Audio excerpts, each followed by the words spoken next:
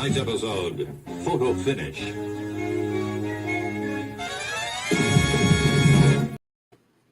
Boom. So we went live about 15 minutes early. So everybody that's here early is a winner. Look underneath your chairs. Boom. Oprah provided some presents. She came into your house last night, sat them there. She knew who was going to be here early. She told us, go ahead and go early. She's ready. Bam. Whatever's underneath your chair, it's from Oprah. Oprah, come on. We're talking Clover. You get a shotgun. You get a shotgun. Everybody gets a shotgun. There you go. So thanks everybody for joining us. We kind of did this impromptu or whatever, but most years I try to do something leading up to SHOT Show. I'm a big fan of the show, and this will be my first in a series, and Clover will probably join me on some of those hopefully. But just to introduce the show, we just kind of went live out of nowhere. This is a show on a Tuesday morning for me, maybe afternoon, depending on where you're at in the country. Going live on YouTube to talk about SHOT Show and specifically SHOT Show media.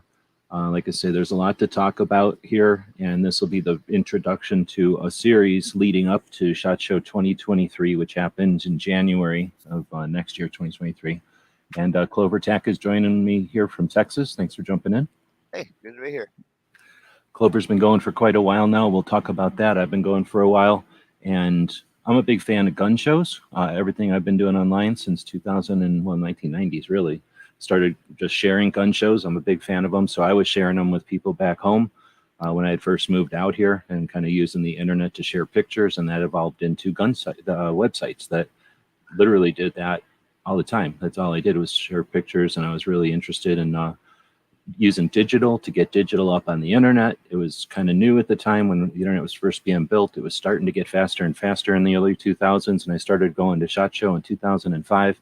The evolution of that has been just amazing, and it's one way that I help keep to me, I use SHOT Show as a way to keep a finger on the pulse of our community in so many ways. And Clover's going to start talking here about his experience with SHOT, and then we'll get into kind of an introduction to a series of shows about going to SHOT Show as media. And we are live. I appreciate the live nature of the internet, the interactive, I like going live because of the interactive nature of the internet. So appreciate the people that are joining us and asking questions. We're collecting them with our software here. This what do you call this stuff? I can't think of the name. The Duck, yeah. Which support is paid for by our Patreons, people that subscribe to what we do on the Patreon platform. It's where we blog and where we put most of our updates. I know Clover's got a Patreon as well. We both also have YouTube channel members. You can, so we appreciate the people that are supporting what we do. And the Duck is letting me kind of star the different questions that are coming up, so we're not going to miss them. So again, I've been going to SHOT for a while. I'm a big fan of the development of the show, how it kind of both reflects and, I don't know, it's kind of like a headlight for the community. It's shining ahead at what's to come. It's seeing what's happening first, and a lot of people look towards it. You know, they see it coming. It's just an interesting kind of beacon. I don't know what to call SHOT, so maybe Clover can address that in his kind of chat here, but I'll shut up and let Clover chat for a bit. Then we'll check out the questions people are answering, and then we'll maybe end it before too long so that we don't make this thing ramble too long. And then we'll kind of figure out what we're going to do for the rest of a series of these conversations to be as effective and efficient for the people that might be going and for people that are just interested in experiencing that through the eyes of others, real people, individuals, authentically, maybe even supporting those folks. So I'll shut up here. Clover, what do you think? SHOT Show, kind of open-ended question. Let's start out with that. Well, first I'll just say that this is like a pilot episode, basically, right? We're just kind of getting a feel or whatever. This was happened just a few hours ago, actually. I mean, we've been thinking about doing some things like this for a while, but actually doing it was just, hey, I always tell people. In fact, I had somebody on Instagram earlier that was wanting to get into like firearm content creation. And they were asking, how do I do? What do I do? And I'm like, just turn on the camera. I'm like, seriously. So yeah, just hit the button and turn on is kind of what we did here. So it's going to be interesting moving forward. I will say that, for the live chat, if you've got questions specifically about SHOT Show and media and all that, throw them out there. For me, the question of SHOT Show, best week of the year, every single year. Um, I tell most creators it is when I say creators, I'm talking gun tubers. Um, I tell them it's the Super Bowl. Like it's like you have to be there. It's like the Super Bowl or the G20 summit or whatever the heck it is. Or I mean, it's the thing you need to be at. The energy, though, the energy is different from year to year, and that speaks to the political landscape and a lot of other things. Societal landscape. The energy is different every year, but there's still an energy there every year that's just freaking amazing. Um, I would say SHOT Show is a weird event. I mean, um, it is the industry event for firearm stuff. But then you also have so many organizations, Second Amendment organizations, advocacy groups, activists, that sort of thing there as well. Um, that me saying that it's like the Super Bowl of our industry. Yeah, okay, that's part of it, but then it's also, it's also different. It's I don't know. It's hard to Family explain. reunion. Yeah, kind of. I mean, it's hard to explain, but family reunion with a purpose, almost, right? I don't want to say like going to a funeral or a wedding. Well, like a convention then, where you're coming together to Well, I mean, yeah, I see mean, monitor how everybody's doing and yeah, make connections. yeah. It is a convention, and there are some people. I get it. I mean, they go to hang out. They go specifically to see people, they haven't seen and that sort of stuff, and that's part of it. Obviously, I'm not going to say I don't enjoy, getting to see people that I don't get to see in person super often and that sort of thing. But ultimately for me, it's a working experience. It's going there for the grind. I look forward to very long days, on the show floor, at the after events, very little sleep, long drive going, long drive coming back, all that good stuff.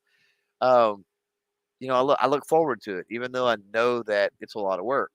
Um, and it's a lot of work if you put in a lot of work. I think that's the key. You get out of SHOT Show. So many people, so I don't want to say so many people, but you will get people that dig on SHOT Show, right? Like, oh, I'm not going, brr, brr.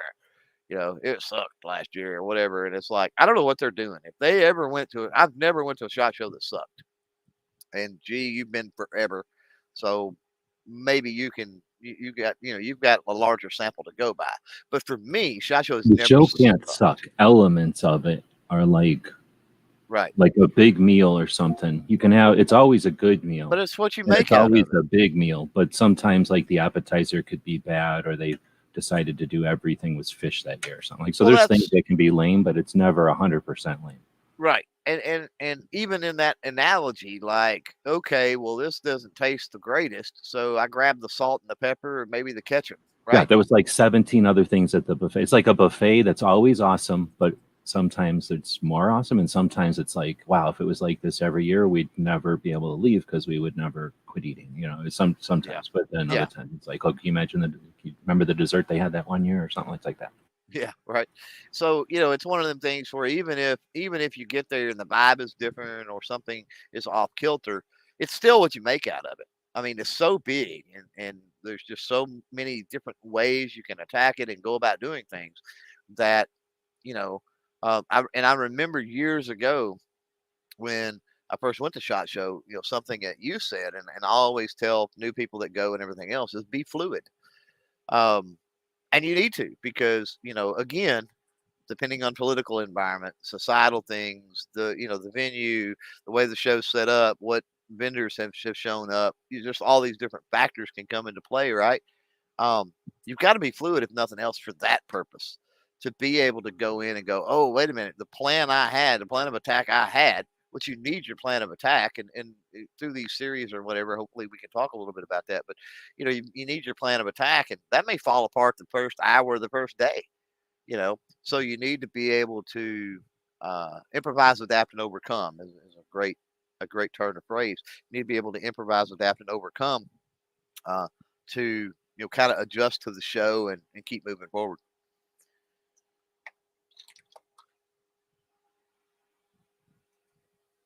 All right, so my style now is to make notes in Word while you're talking, so I quit interrupting you all the time, and then also let you finish, thoughts or whatever. So I'm going to try to go backwards. So what was that last part you just said? About improvising, adapting, and overcome. Like if you make your plan and you Okay. show up first hour, first day. Well, this plan ain't gonna work. It's like, what do I do now, right? No, I totally forgot what I was going to say on that one. So I'll just go backwards then, and maybe I'll remember it. So, but definitely, I was also going to say is let's take a second here because we're kind of in the first 10 minutes still. This is, like you said, I think, what'd you call it? A prequel or something to a series. So feel free to offer suggestions. If you're going to what does that mean? If you're going to SHOT Show, or if you're considering it, let us know what kind of concerns, questions, and I don't want to just answer boring, lame stuff again. So stuff that's goals, or can I do this, right? Like, it's your show. So if you're going for the 100th time, or if you're going for the first time, think big, and you are part of the industry. So you can go to observe, which is fine. Everybody's allowed to do that, but you can go make changes. You can go do things at SHOT Show. You can have an effect on the industry.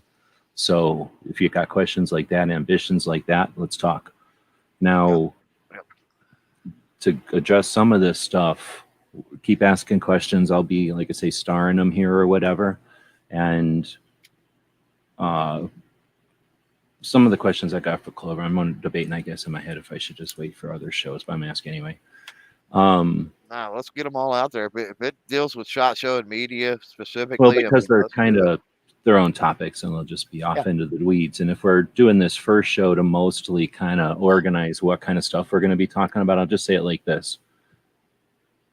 How big an element is the trip? So you're going once a year on a road trip, potentially cross country, to hang out with people.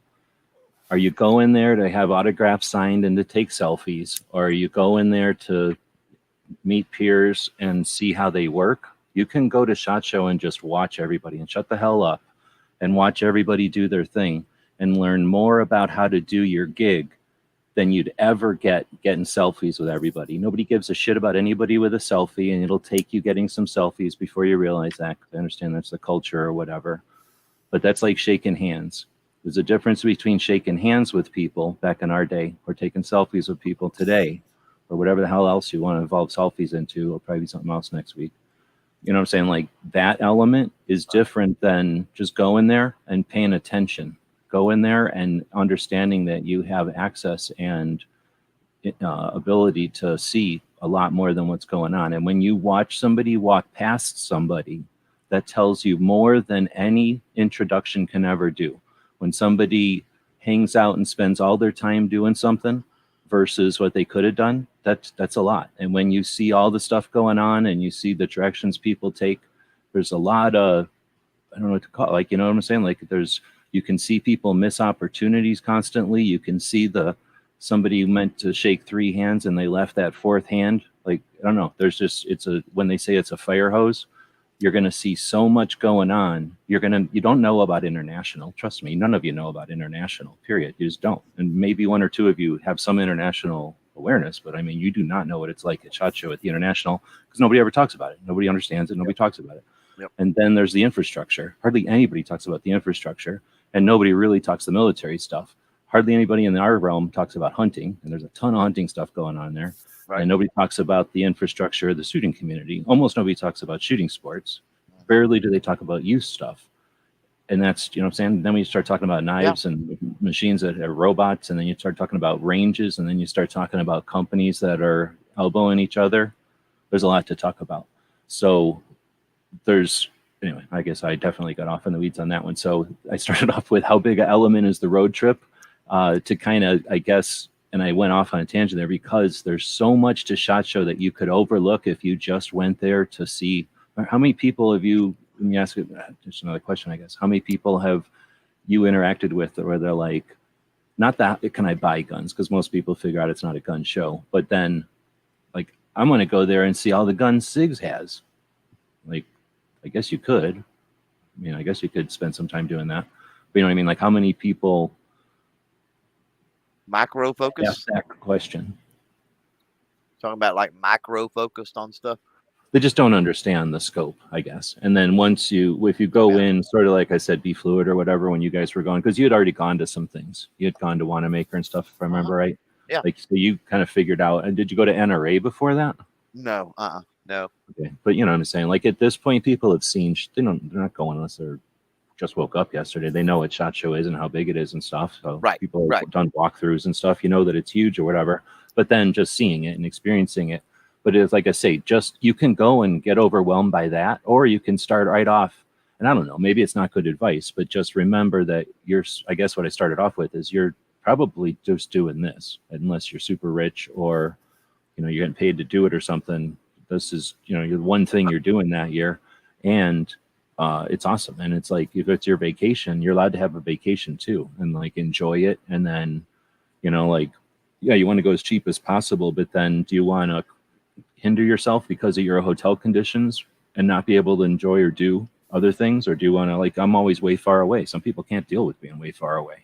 Yeah. Right. Like, some people cannot deal with that. They got to be right close for whatever reasons. Like, even just the perception of being right next to everything is important to them. Some people have to be in the hotels with, the strip and stuff. Some people need to be the part of Vegas. I guess there's people that have to go to the casinos. Right.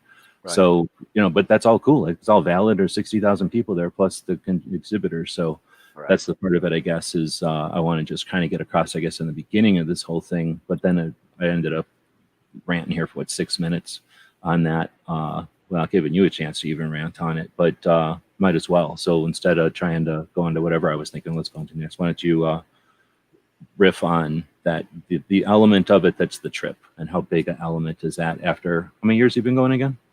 Since 18, maybe. I think since 18, I think. So yeah, I mean, the strip, the sites, the whatever, none of that interests me. And not to say that I don't take part in that or do that, especially, with a group or whatever. But that's not why I go. I mean, it's a working trip for me. As I said, kind of in the opening there, I know it's going to be a long.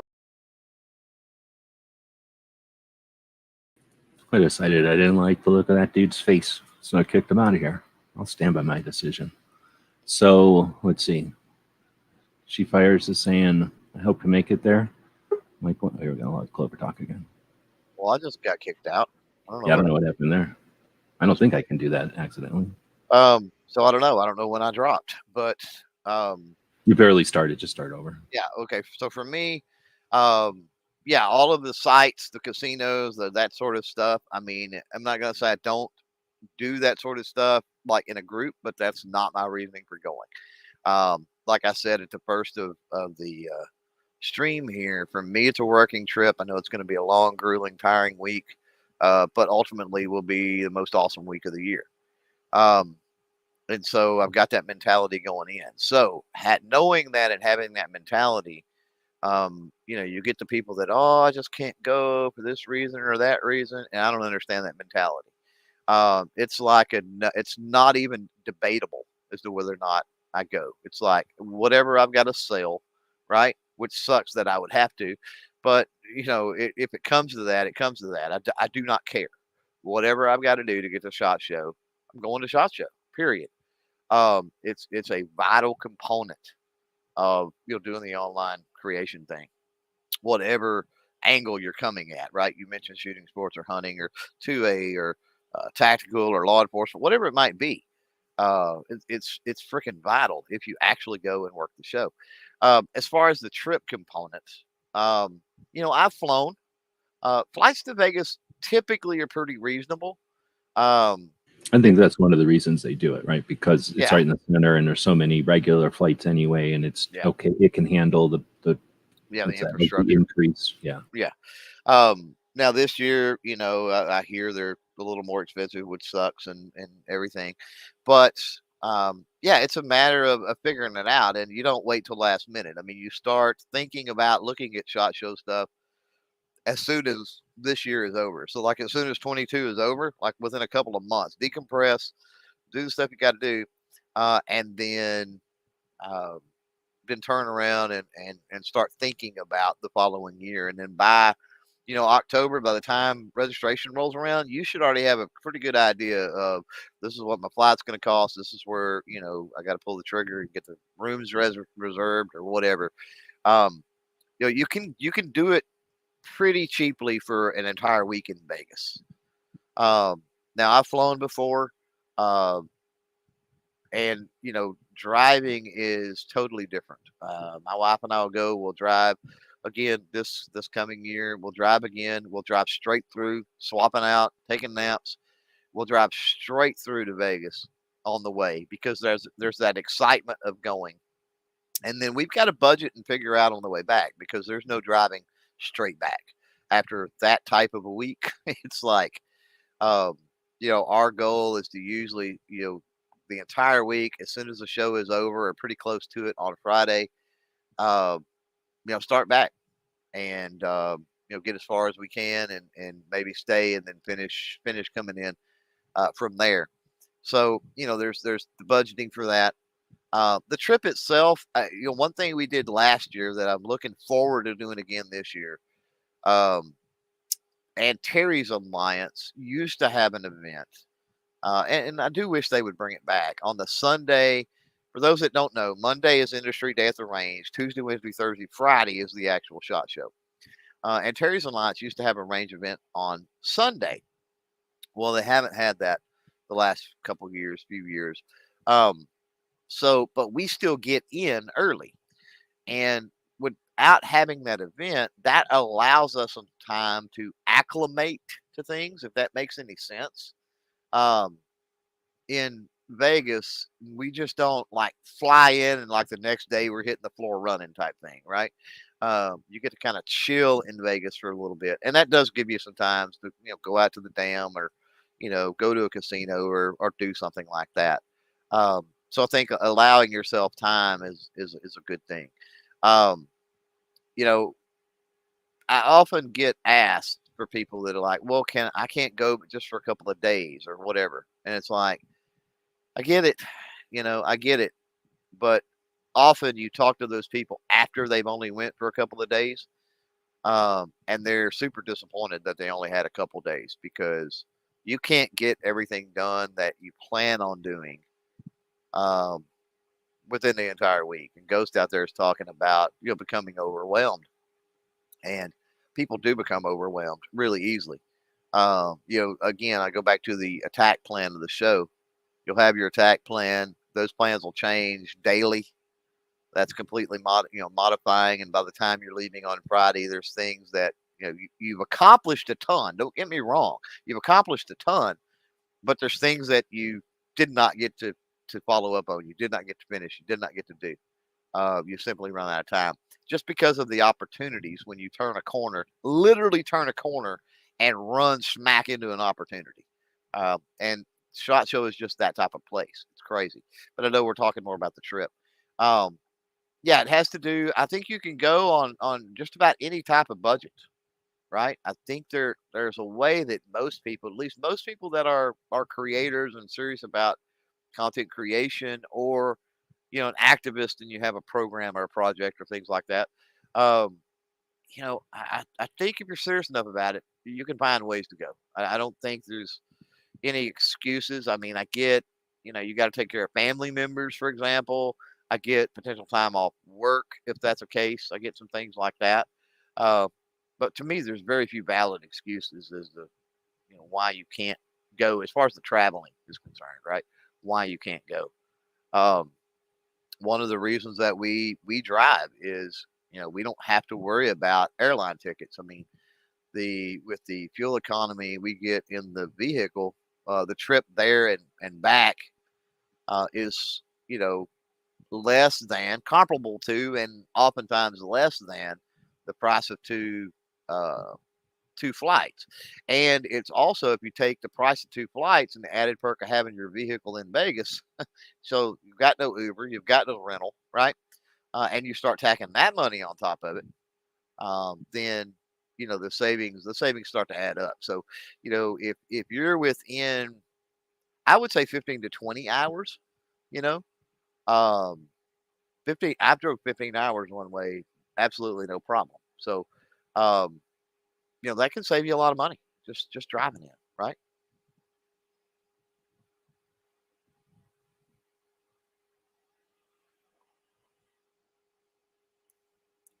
I don't know. Geez, either on mute or he thought I was going to keep going.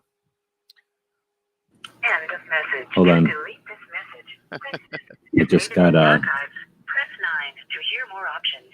How do I replay it? What did it say to replay? 2? You've pressed an incorrect key. To Really? delete this message, press I don't 7 know. to save it in the archive. Fuck. Anyway, I was gonna play the message because it was a funny spam, but just end. Sorry, Love I those was spam listening calls. to this funny spam and it totally ruined my train of thought. What you had ended on? What did you end on? Just that there's ways to do it, like the driving thing. A lot of people overlook the driving thing, but for me, a 12, 15 hour one-way drive is not unattainable. I mean, it's straight through, right? Well, everybody's Very different. easily done. Everybody's different. And like Ghost, I get it. you have to, or you like to, or whatever. And that's part of it. Is all this is all I'm going to get at is that at least in this conversation is there's no right or wrong way for sure. And if you're going more than 1 year, you may experience more than one way. So True. So to get some feedback from people that have done it different ways, and then costs and experiences.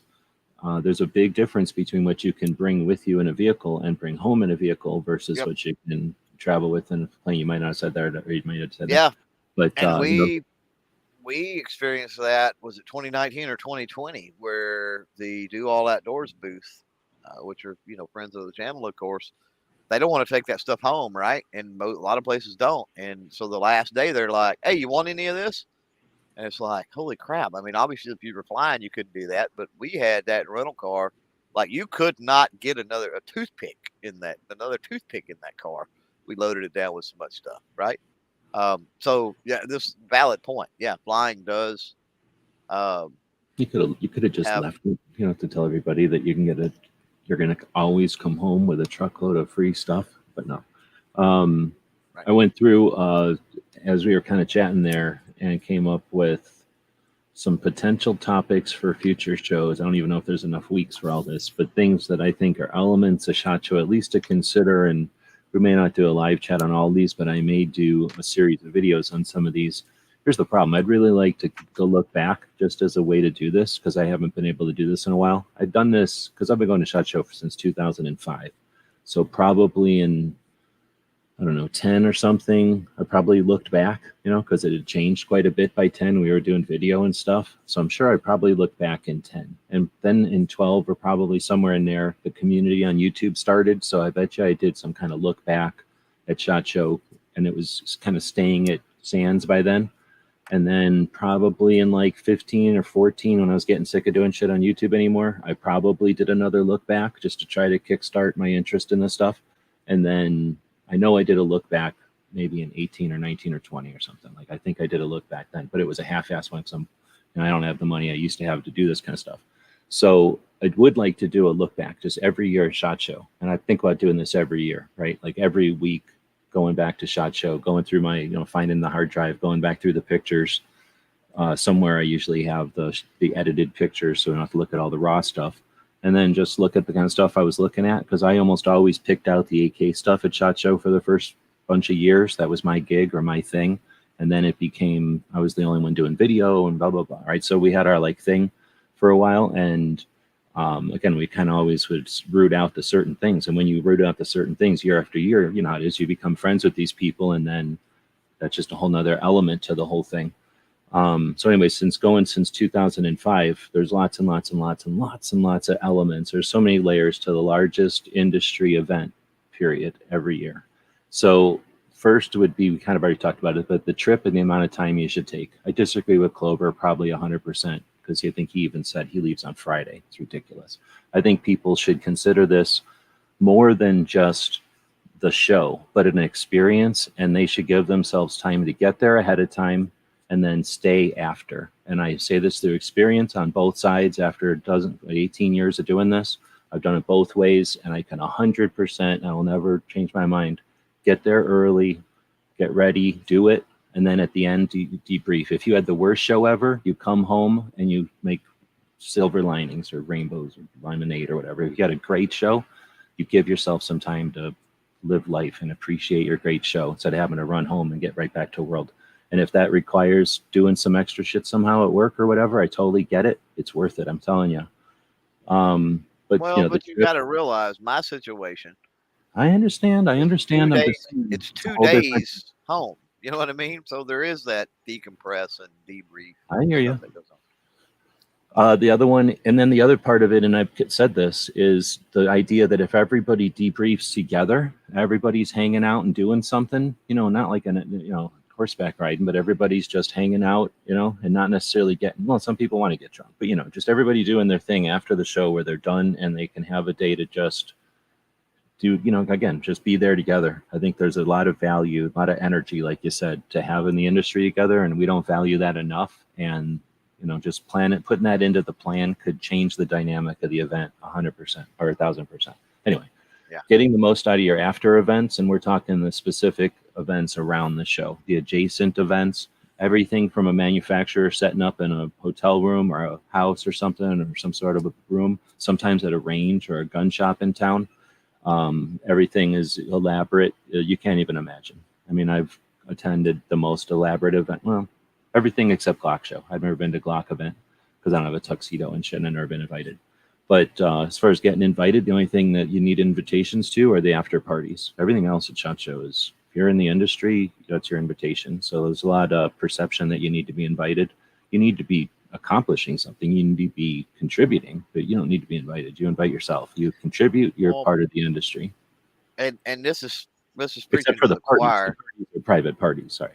Yeah, this is preaching to the choir, but with the after events, that's where the networking, making those contacts, and being a part of, you know, the overall creator or online community, right? Mm-hmm. Plays a vital role. I mean, I can't tell you the number of times that, you know, like the companies that I know are having a get together or whatever. They could freaking care less if I brought 5 other people with me. I mean, or whatever, told 5 other people. Like they don't care. That's, you know, that's there for them to engage with other people, and that's more people that they get the word out to, you know, whatever they're doing or get to hang out with, or It depends on whatever. Depends That's on true. This is true. I mean, there's some that are. I know Ghost has attended some that were pretty. Just because of the size, ones it that are was limited. They were limited in how many they could have there, right? no, more like unit specific and stuff. Like there's some parties that are like, this is our club, you know, so you don't crash those, but you can get invited to them. But it's not like, oh, I got invited, let me bring 5 people. Well, I'm not talking about a crash. Yeah, I'm not talking about a crash. I'm talking about, you know, somebody, right? But if it's a networking event and they're like, bring people who are interested, then that's exactly what happens every single night. Yeah, they're like, you know, you run into so and so on the floor, and they're like, and they go, hey, you know, you're going to the XYZ party tonight or the after event, and I'm like, hey, I didn't know anything about it, and they're like, you want to go? And I'm like, yeah, sure, and he's like, okay, well, I'll text you and let you know, you know, and well, so I'm they, in, you know, but whatever. having a whole chat about after events is worthy, and then we're not even talking like the shooting events. Well, okay, there's range days, which are shooting events, but I was going to say we're not even talking about, as far as after events, the things that happen at ranges that are equivalent to range day, that are kind of like range days, and then you got the actual range days, which again could be an entire conversation. You can get a lot out of the pulling triggers, and again, you can get so much out of watching. You can sit there and just think about this. You could sit there watching people sit down next to a rifle and listen to the person and pull a trigger, and the way that their ease and comfort and ego and all that stuff, you can just sit there and you can know the entire industry. People will go, oh, blah, blah, blah, you got opinions. Yeah, I got opinions because I've seen everybody and I see the way they treat people. If you go up to somebody and you're having a conversation with them and the waiter comes up and they totally dismiss them, you can't help but understand that human being could give a shit about other human beings. You know what I'm saying? Like, that just happens. And I'm aware of that. And I'm not going to dismiss that just because that human being has a lot of subscribers or something. But, you know, that's the kind of stuff I don't want to say, but you can get that kind of stuff at a range day as far as competency. There's people that'll act competent. I don't say everybody has to be competent, but when somebody acts competent and they are clearly not, it's evident at a place like a range day. You don't like a guy wearing or climbing up on a horse every day with a lever action is 1,000 times more competent than some of the people that'll say, I've been blah, blah, blah, and this and that, blah, blah, blah. You know what I'm saying? They just pick up a gun and they hold it like a freaking thing that they've held every day versus something that they awkwardly handle because they're gingerly touching it because they worried about 100 other different things except understanding how this thing works. Right. Yeah. Or maybe figure out how it works as they're looking at it. Yeah, and I mean, I've gotten that a lot, and a lot of people do. They're like, so and so, and I'm not going to mention any specific names, but it goes to what you're saying. You're like, yeah, if you could just, that's the thing when there are viewers out there that put people on pedestals, right? Some of these channels and different things on pedestals, and it's like if you could only see from my eyes what I've seen, right? It's like, I wonder if your opinion would be different. And it's not my place to knock that person off the pedestal or bring them down or anything else. But you're right. But I mentioned that because you bring up a valid point. It's a really interesting dynamic, and not just at the range days, but just making SHOT Show in general and being able to see the work ethic and how they handle themselves in public and in a crowd and how they handle themselves. No, that's what I was trying to say before. Yeah, like how if you can walk up and casually, effectively get an efficient content, which is I pride myself on just being able to get it done and I don't make a big fuss about it versus people that make a big fuss out of it to be incrementally better. You know what I'm saying? Like I think that you see that kind of stuff and you learn a lot. That's how I've gotten. It's not like I'm a genius or nothing. I just watch people who know how to do it and just get it done. Don't make a big flash out of it. But I think at the range, at least for me, that's where the rubber meets the road. Anybody can say anything they want and say this and that and the other thing. I don't know. Maybe for me, it's because I've been around a while and it's easier to figure it out there. But it's also because, just everything, you can, in an environment where everybody's wearing suits, it's hard to see who's comfortable in jeans. But when it's an environment of jeans, you see who's comfortable in it. Is that the way to say it? Yeah. Because everybody in the suits can act like, oh, normally I'm in my jeans because look how I'm not shaven. Whatever. Unless you go around shaking everybody's hand, you can tell by shaking people's hand. That's why nobody wants to shake anybody's hand anymore. City of Vegas. So again, we'll do a whole thing on range days. City of Vegas.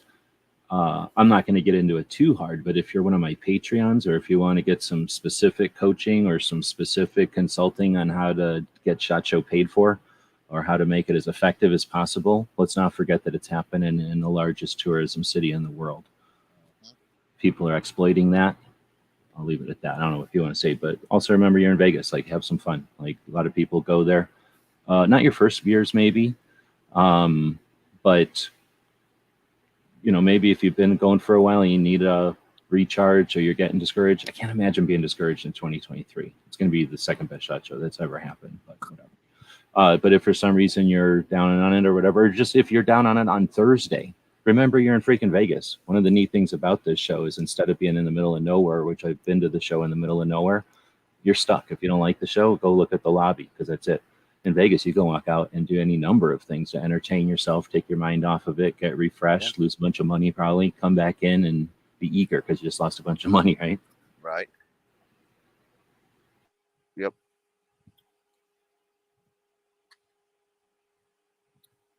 Should we get into some questions? Nope, because I still got a whole bunch more.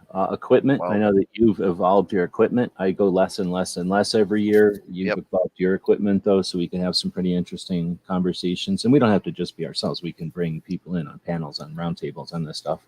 Yep. But that is, there's endless conversations you could have about equipment, strategies, and your experiences. Next, planning your opportunities. You can go to, and again, I'm not going to get into this. Clover has different opinions on this than me, but I don't have any interest in offering too many strategies for SHOT Show. I'm encouraging people to go be part of the industry, but I'm going to help the people that are 2A. So if you're 2A and you're doing stuff specifically on our rights, then let's talk off air and I'll get you some ideas about planning opportunities. SHOT Show is nothing but a massive opportunity that you can experience and be part of. Too many people go as observers. Don't waste your time. So planning your observations is what most people do. I'm going to suggest planning your opportunities. So we'll have a whole discussion on that without even getting into the specifics that I'll give people that might want to do some coaching. I know Clover offers coaching and stuff as well for people that want like specific, we're talking like, here's a good idea. Don't get overwhelmed. Here's a good idea. Be aware that there's lots of things to do in the evenings. If you want some specifics and some handshakes, then let us know. We can help people out, both of us in our different ways, right? I want to speak for Clover.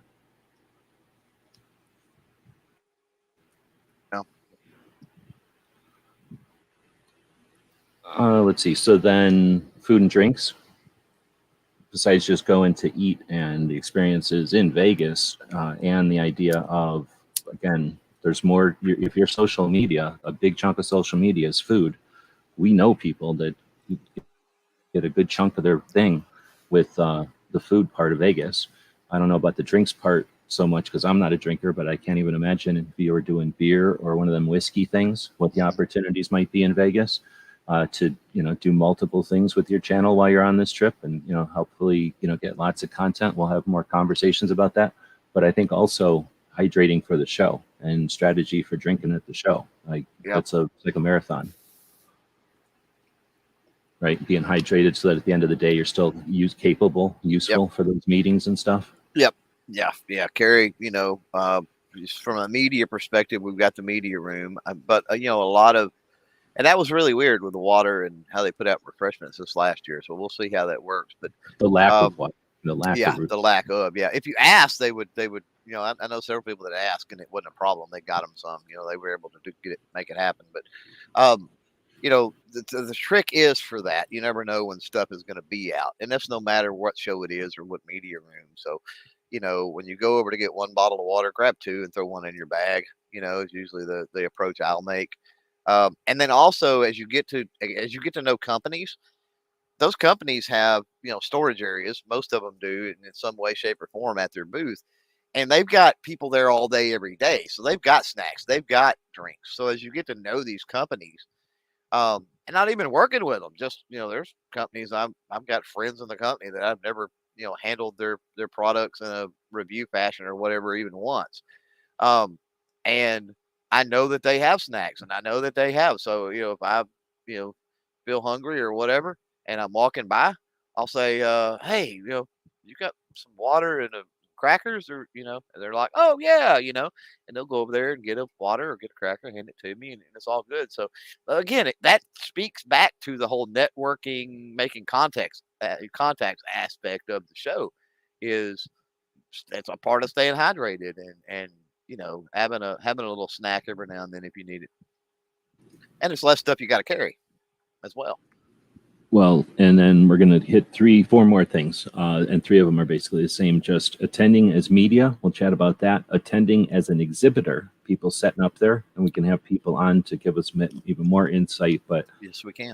I pretty much go to SHOT Show. I used to go to SHOT Show to look at the guns. I quit looking at the guns probably in like 9 or 11, really, because then we had people that I brought in to look at the guns, and I was paying more attention to the running a bunch of people around, and that was a whole different thing. Then I've been going as a fly on the wall, trying to watch the industry and share the experience and watch everything, right? The media, the industry, the particular trends and that kind of stuff. It's been amazing. So attending as an exhibitor will be a whole nother direction, like all another facet, all another way to look at the show, point of view, I guess. And then attending as NSSF, and that's where I think Clover can use your contacts with NSSF, and maybe we can arrange one of our series to have the guys on from NSSF and talk about what it's like to run the largest industry event since the 80s or no, 70 something. Yeah. And then lastly, go ahead, touch on any of those 3, because we'll do, like I said. I was just going to real quick, you talk about the NSSF, and I was going to say, I know somebody that might actually have a podcast from last year about that. But no, you had an excellent podcast. Is it from last year already? It was last year, yeah. Yeah, it was. No, your interview with the president guy? It was pre-22. Yeah. Oh shit, I didn't know that. So that's an awesome interview, because I thought it was just going to be him going blah blah blah, but he said a lot of good stuff, and yeah, he's interesting dude, and that was a bunch of good questions and stuff. So so I'm really interested in talking to that guy. I thought it was a lot less time than that.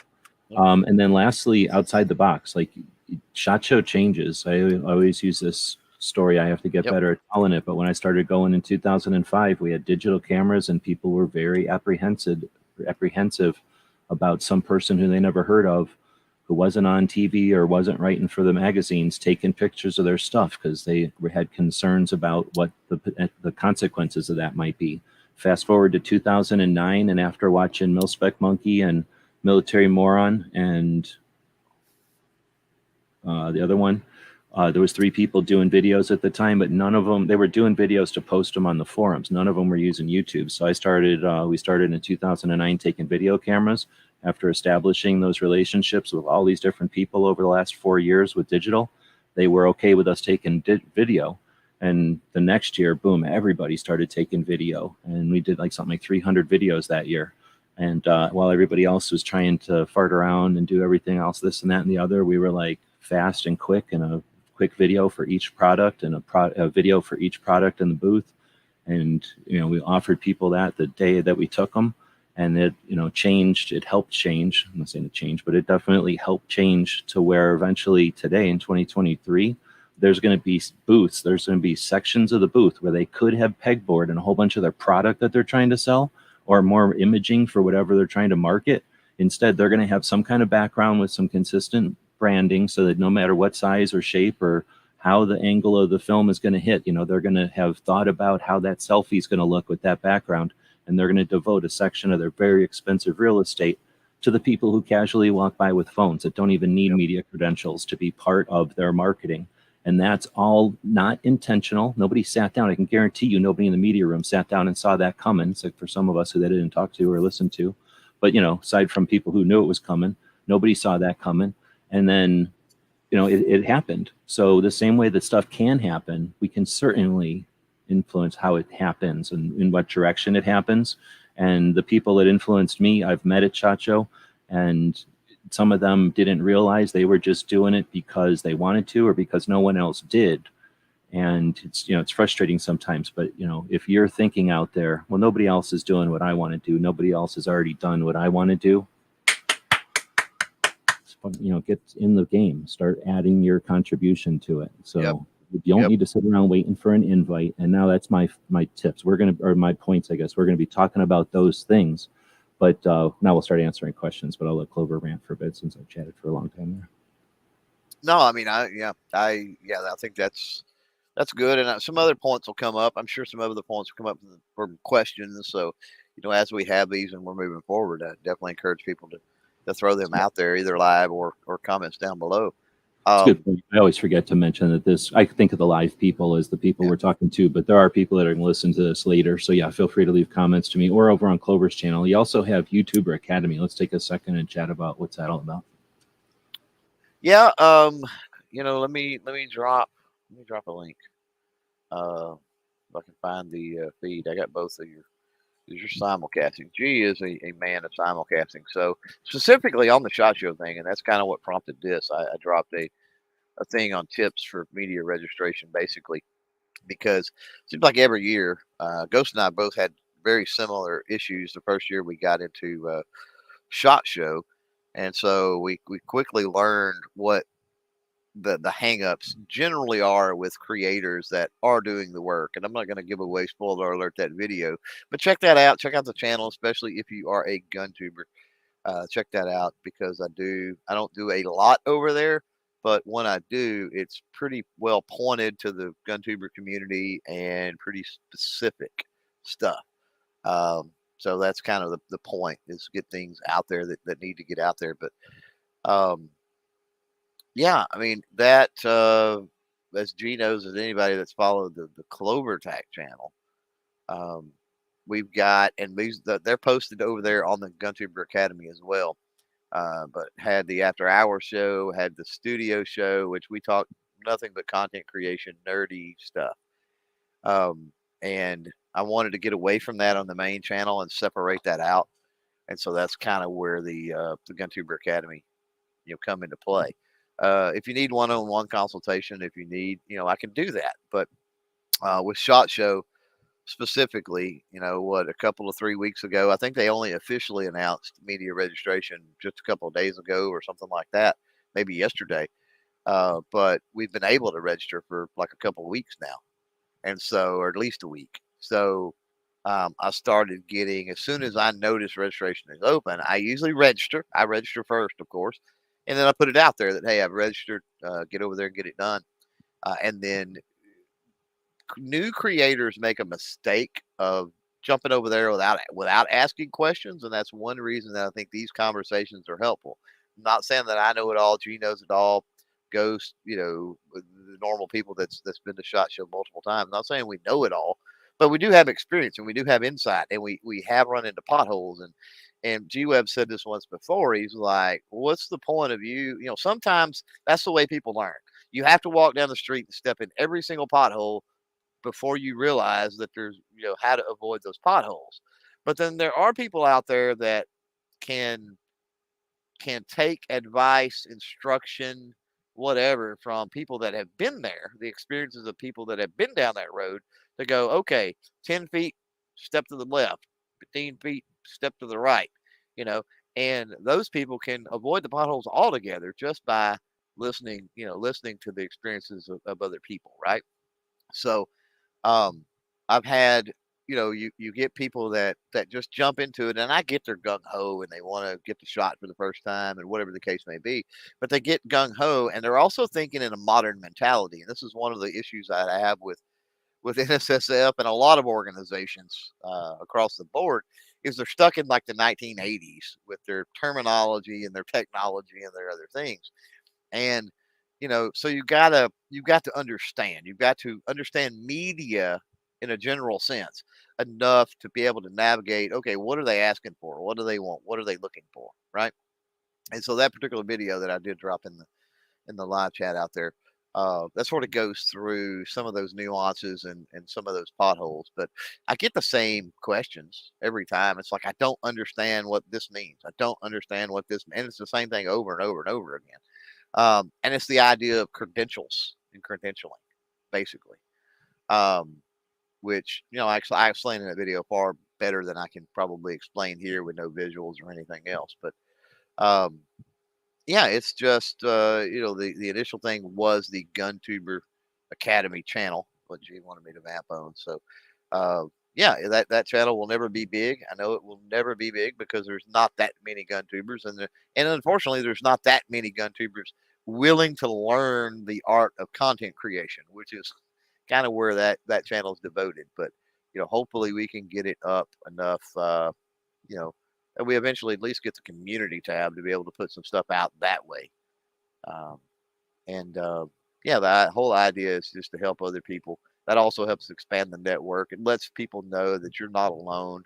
I know that happens. I run across channels all the time that are, tens of thousands, if not, hundreds of thousands of subscribers. I've never heard of them. They don't know that the community exists. They've never even been to SHOT Show. They're just cranking out videos, doing their thing. And that's fine. There's nothing wrong with that. Nothing wrong with being a lone wolf and being head down and into your channel. But there's a pretty big world out here in the grand scheme of all the channels on YouTube. We are a very minute, fraction of a percent subsection. But at the same time, we're still talking of hundreds and thousands of channels. So the more we're aware of each other and what each other does and that sort of thing, the more we can potentially work together, if not directly, then maybe indirectly or behind the scenes. Let's break it down. Is it 2,000 or 6,000 medias? 6,000? 2,000. 2,000 somewhere medias around 2,000. Yeah. And that hovers. I think it's been the most 2,400 or something, and then 1,600, right? So 2,000 medias, let's say. Right. Out of SHOT 50, 60,000 people or so. Well, it's 60,000 attendees usually, somewhere around there. But right. And then the exhibitors. How many exhibitors? It's true. There's got to be a lot.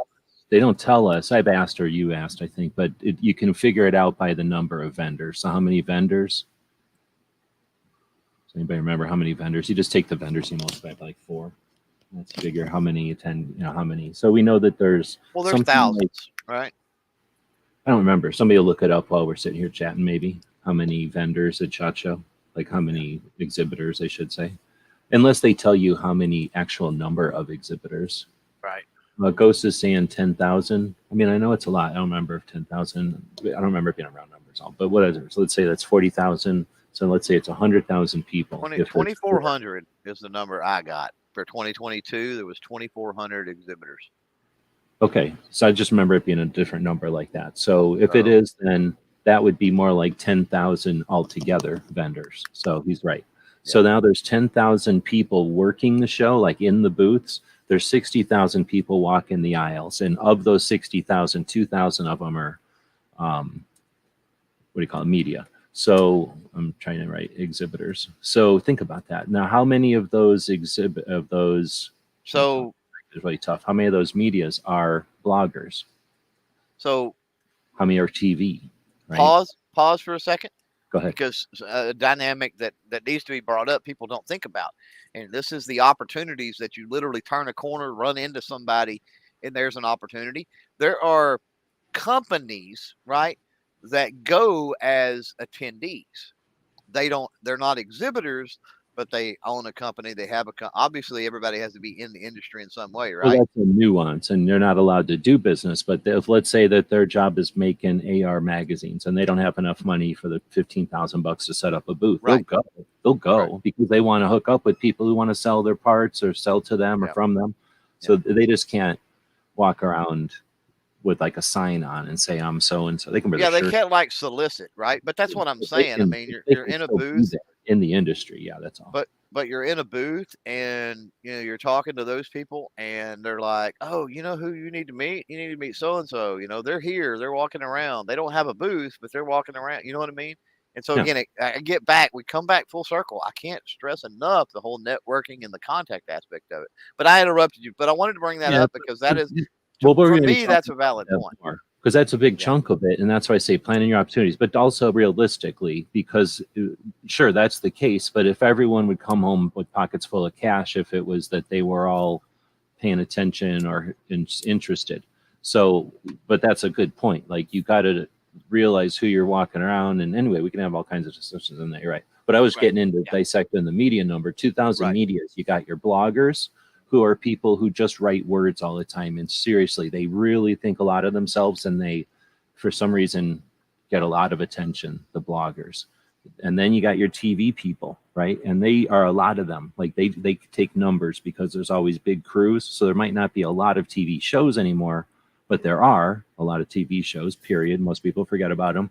And they all have like, 5 or 6, whatever people. So they're a chunk of that 2,000. Radio shows are usually individuals, but there's a bunch of radio shows. And especially if you get into like the outdoor stuff that might show up, or then news radios, right? News reporters and stuff. Right. And then YouTubers. So, I don't have any idea how many YouTubers, but a shit ton. And most of them come with a couple. A few hundred, I would say. Maybe. Yeah. 100. Oh, yeah. And then am I missing stuff? So, I'm saying like of that 2,000, it's not like it's all YouTubers. No. So whatever it is that you might have, I guess is what I was getting at. Whatever it is that you might be bringing to the table is unique and is needed, because we don't have so much that it's like, oh, another.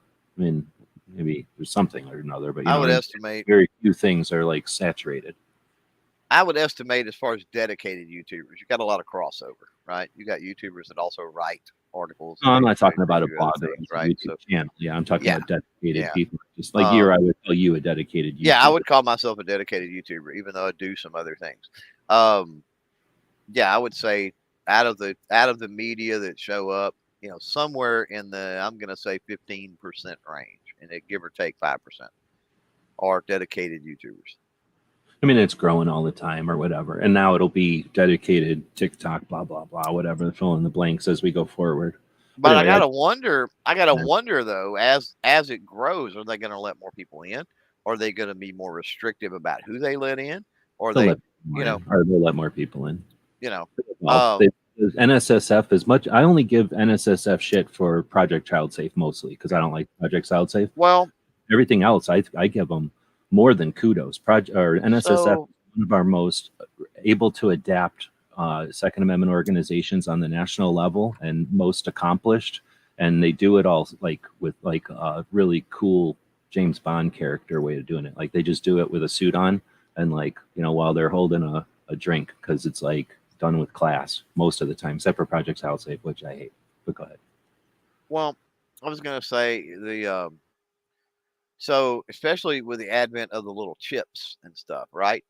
Like they've got a certain way of Yeah, that's tracking. work on them chips. If they were optional, I'd be all about the chips, but I don't like that they're not optional. Well, I kind of know how I know how they work, right? Or well, I know how they told me that they work.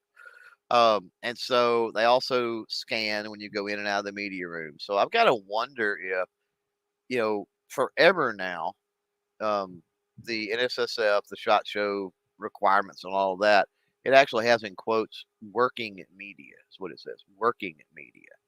And so you got to wonder if at some point it doesn't come into play, like with the chips and then being able to scan to be able to tell that, well, so and so registered didn't even show up, or so and so registered and they spent all their time in the media room, or they didn't even go to this floor or that floor, or if Okay, I there's hear any you. kind of I any, hear what what I'm you're saying. saying, any kind of thing to where this perception that they're allowing people that don't work right No, I by hear their you definition. 100%. But I can think back to last year. As awesome as last year was, right? I mean, there was a lot of awesome stuff about 2022. I shouldn't say Agreed. last year, this year's. Yeah. Yeah. 2022 SHOT Show was so freaking awesome that you could have harvested dollars downstairs. Just if you didn't harvest dollars downstairs, I mean, I'm happy to say that I know people that harvested dollars, good people that are Right. doing good work, harvested dollars downstairs, or at least learned how to harvest dollars out of a SHOT Show. Or got Where the ball normally it rolling. wouldn't be Yeah. there. Yeah. So good stuff happened. And while it was happening, everybody gives shit to Jared. Jared's upstairs interviewing people about gun stuff, about 2A stuff. Jared from, what's his channel? Guns and Gadgets? Guns and Gadgets. Yeah. Yeah. I mean, I don't love everything he does, right? I don't think a coffee commercial right at the front is the way to go. I think a coffee commercial at the end, but short to the point videos. He's a little bit too often for me, but I do it a little bit differently. Obviously, mansplain Jared if I want, but no, he's one of the better dudes. And like I say, nobody else. I mean, there was me looking at him, so I'm giving him credit, but there was nobody else in that media room giving a shit. Everybody else was up there. A lot of people are out of shape, so they got to use media room as their place to calm down or whatever. Right. And then, which is fine, that's what it's for. So you don't have to look like a spaz in front of everybody or whatever. You can come up there and chill. So FYI, if you're scared that walking around all the time is going to pass out, like, yeah, everybody passes out. There's chairs everywhere. You can go up to the media room. Normally you get water. Now you got to beg for water and then hang out and kind of just chat with people while you're hanging out. Right. But that's all that was happening, is just people hanging out, nobody getting any work done. Sometimes media room is like all aflutter, like, oh, blah, blah, blah, blah, blah. Everybody's digging something, something's going on. Right. Big news. This time, no. But there's Jared back in the back having conversations. I forget who it was. I took a picture of it and I was totally impressed. But again, that was and I don't know if it was the lack of the refreshments and beverages and other things this year. Yeah, this year, 2020. Or that the show was so freaking awesome. But there was, every time I went to the media room, there was less people in there definitely than any year prior. And I mean, I know attendance was down across the board. I know there was, like I said, no refreshments, a lot of other factors, right? But I got to wonder if the show being freaking awesome meant that those people were spending more time on the floor. No, I hope so. Yeah, no shit. Yeah. And it wasn't so crowded that you had to haul ass. I mean, it was so sparse that nobody was like, if that's the only appointment I can get, I'll take it. And then I have to run across over here because that's the only appointment. It was like, hey, I'm going to get there when I get there. Okay, I'll be here. Right. That kind of stuff. Yeah. Yeah. That won't happen again. Everybody will go, oh, missed it, and show up this year. Right. It'll be weird. But everybody will, some people will remember last year and they'll be giving that wink nod to each other. Right. Everybody else will be like, I don't know. It'll be fun. It'll be interesting. Right.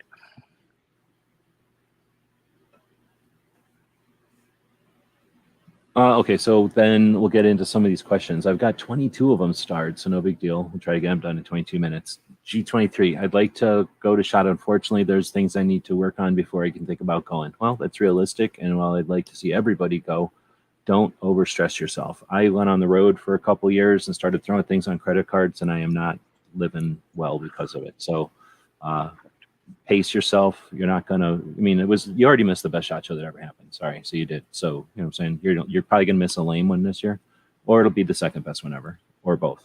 Probably both.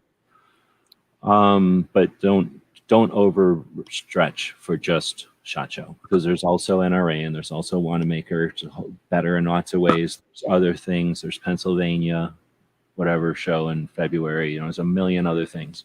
No one can Wanamaker, hunting shows. You could own the hunting shows. You could own the regional press shows. Go ahead. yeah. I was just going to talk about Tulsa and Wanamaker. We got some new folks that'll be showing up in November this year, here in the next month, which is awesome. But it's a great proving ground. Almost the same people through the door as far as attendees. Honestly, a SHOT Show. You mean and numbers wise? Yeah. numbers wise, yeah. Different. Different. No, totally different thing. It's an actual gun show, but I guess it'd be like being at a. but you're dealing with public. You're dealing with a large number of people.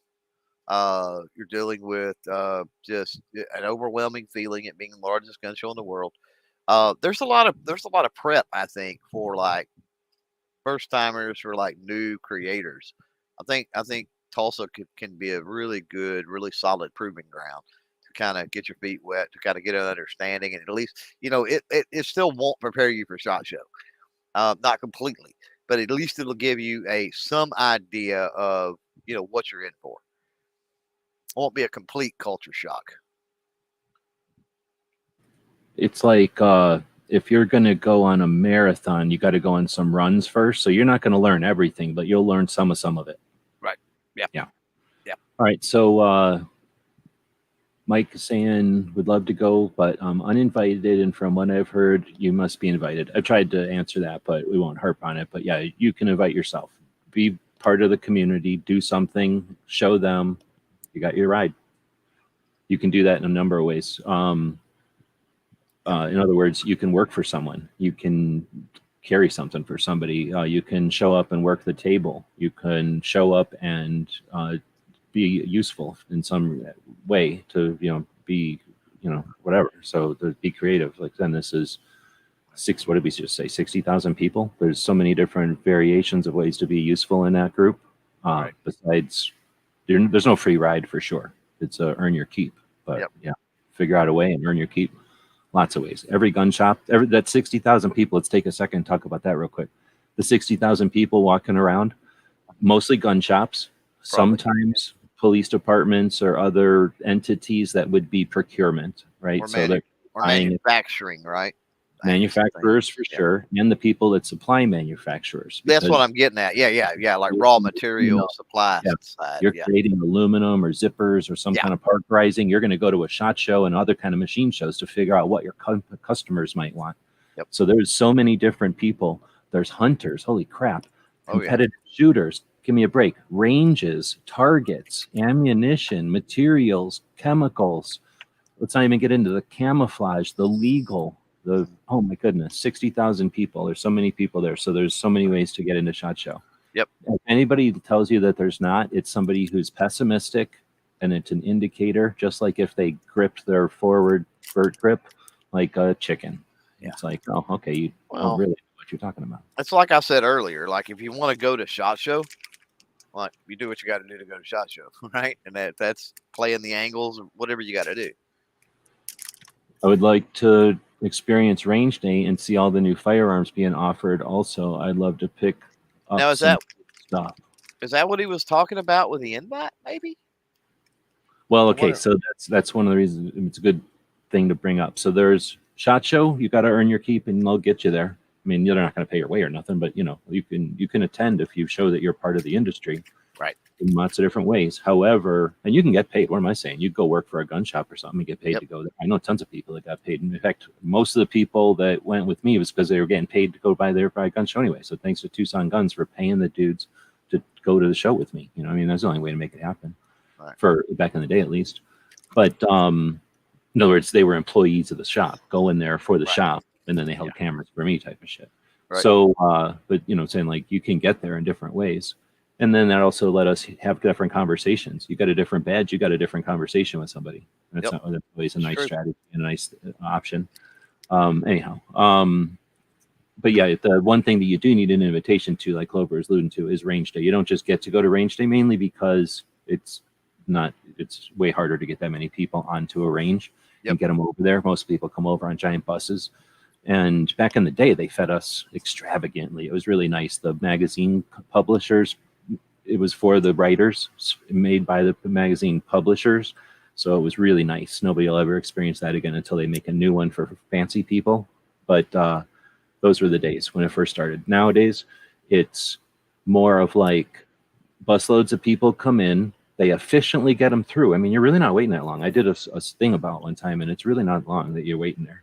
Yeah. I mean, they efficiently get you through, and then there's plenty to do. It's huge. So you pretty much go in, you choose left or right, north or south. You start walking the line. You either go to the end and start working your way back, or you work your way down and walk back one way or the other, and then you do the other side. And there's plenty of stuff. And anyway, because of the size of the range physically was smaller back in the day, and the number of people that participated were smaller, and they just went all out. They used to have like really extravagant. Talk to Joe sometime about the food and stuff. Like, it was crazy. But anyway, back in the day, it was smaller, and it was a invite only to press. I think there was also a concern that in SHOT Show, press would still get in there, or people would get in there, and then airsoft crap would happen. Like days after SHOT Show, airsoft stuff was coming out unlicensed, especially in like the Magpul FMG 9. So that would have been like 2008 era. Uh-huh. So anyway, so there was a time when like everybody was concerned about that kind of stuff. So I think they've kept it exclusive for a little bit of that too. Make sure like, you know, you got your bona fides before you can come in here, and then everybody can be comfortable. Also, I think to let the people who, there's a lot of, back in the day, it wasn't just procurement, but because, I don't know why, but it just evolved into operators, people that were actually on teams doing stuff would show up at SHOT.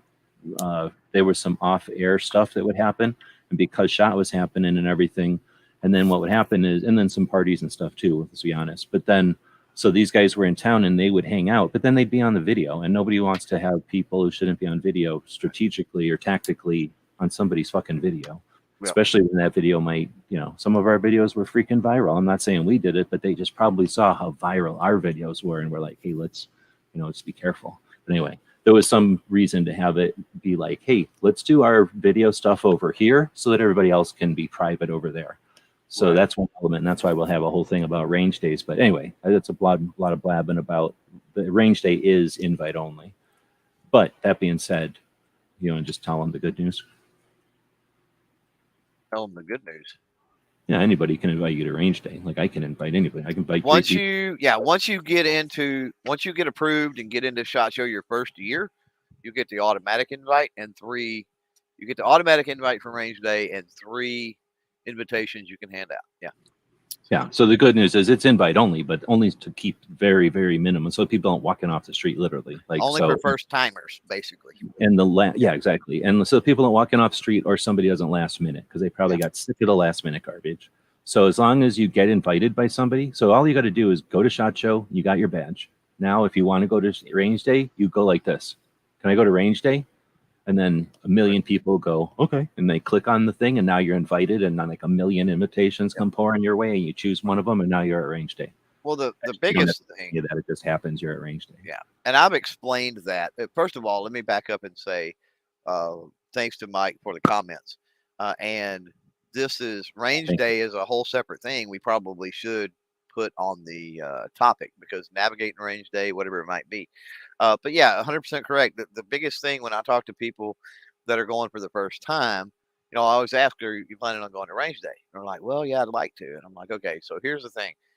I only get 3 invites, but, you know, so like if there's 12 freaking new people that are trying to go, obviously I can't do that. Like, but again, we get back into the contacts and the networking and knowing people. It's like, we could probably find you somebody that can throw you an invite. Like, just let me know.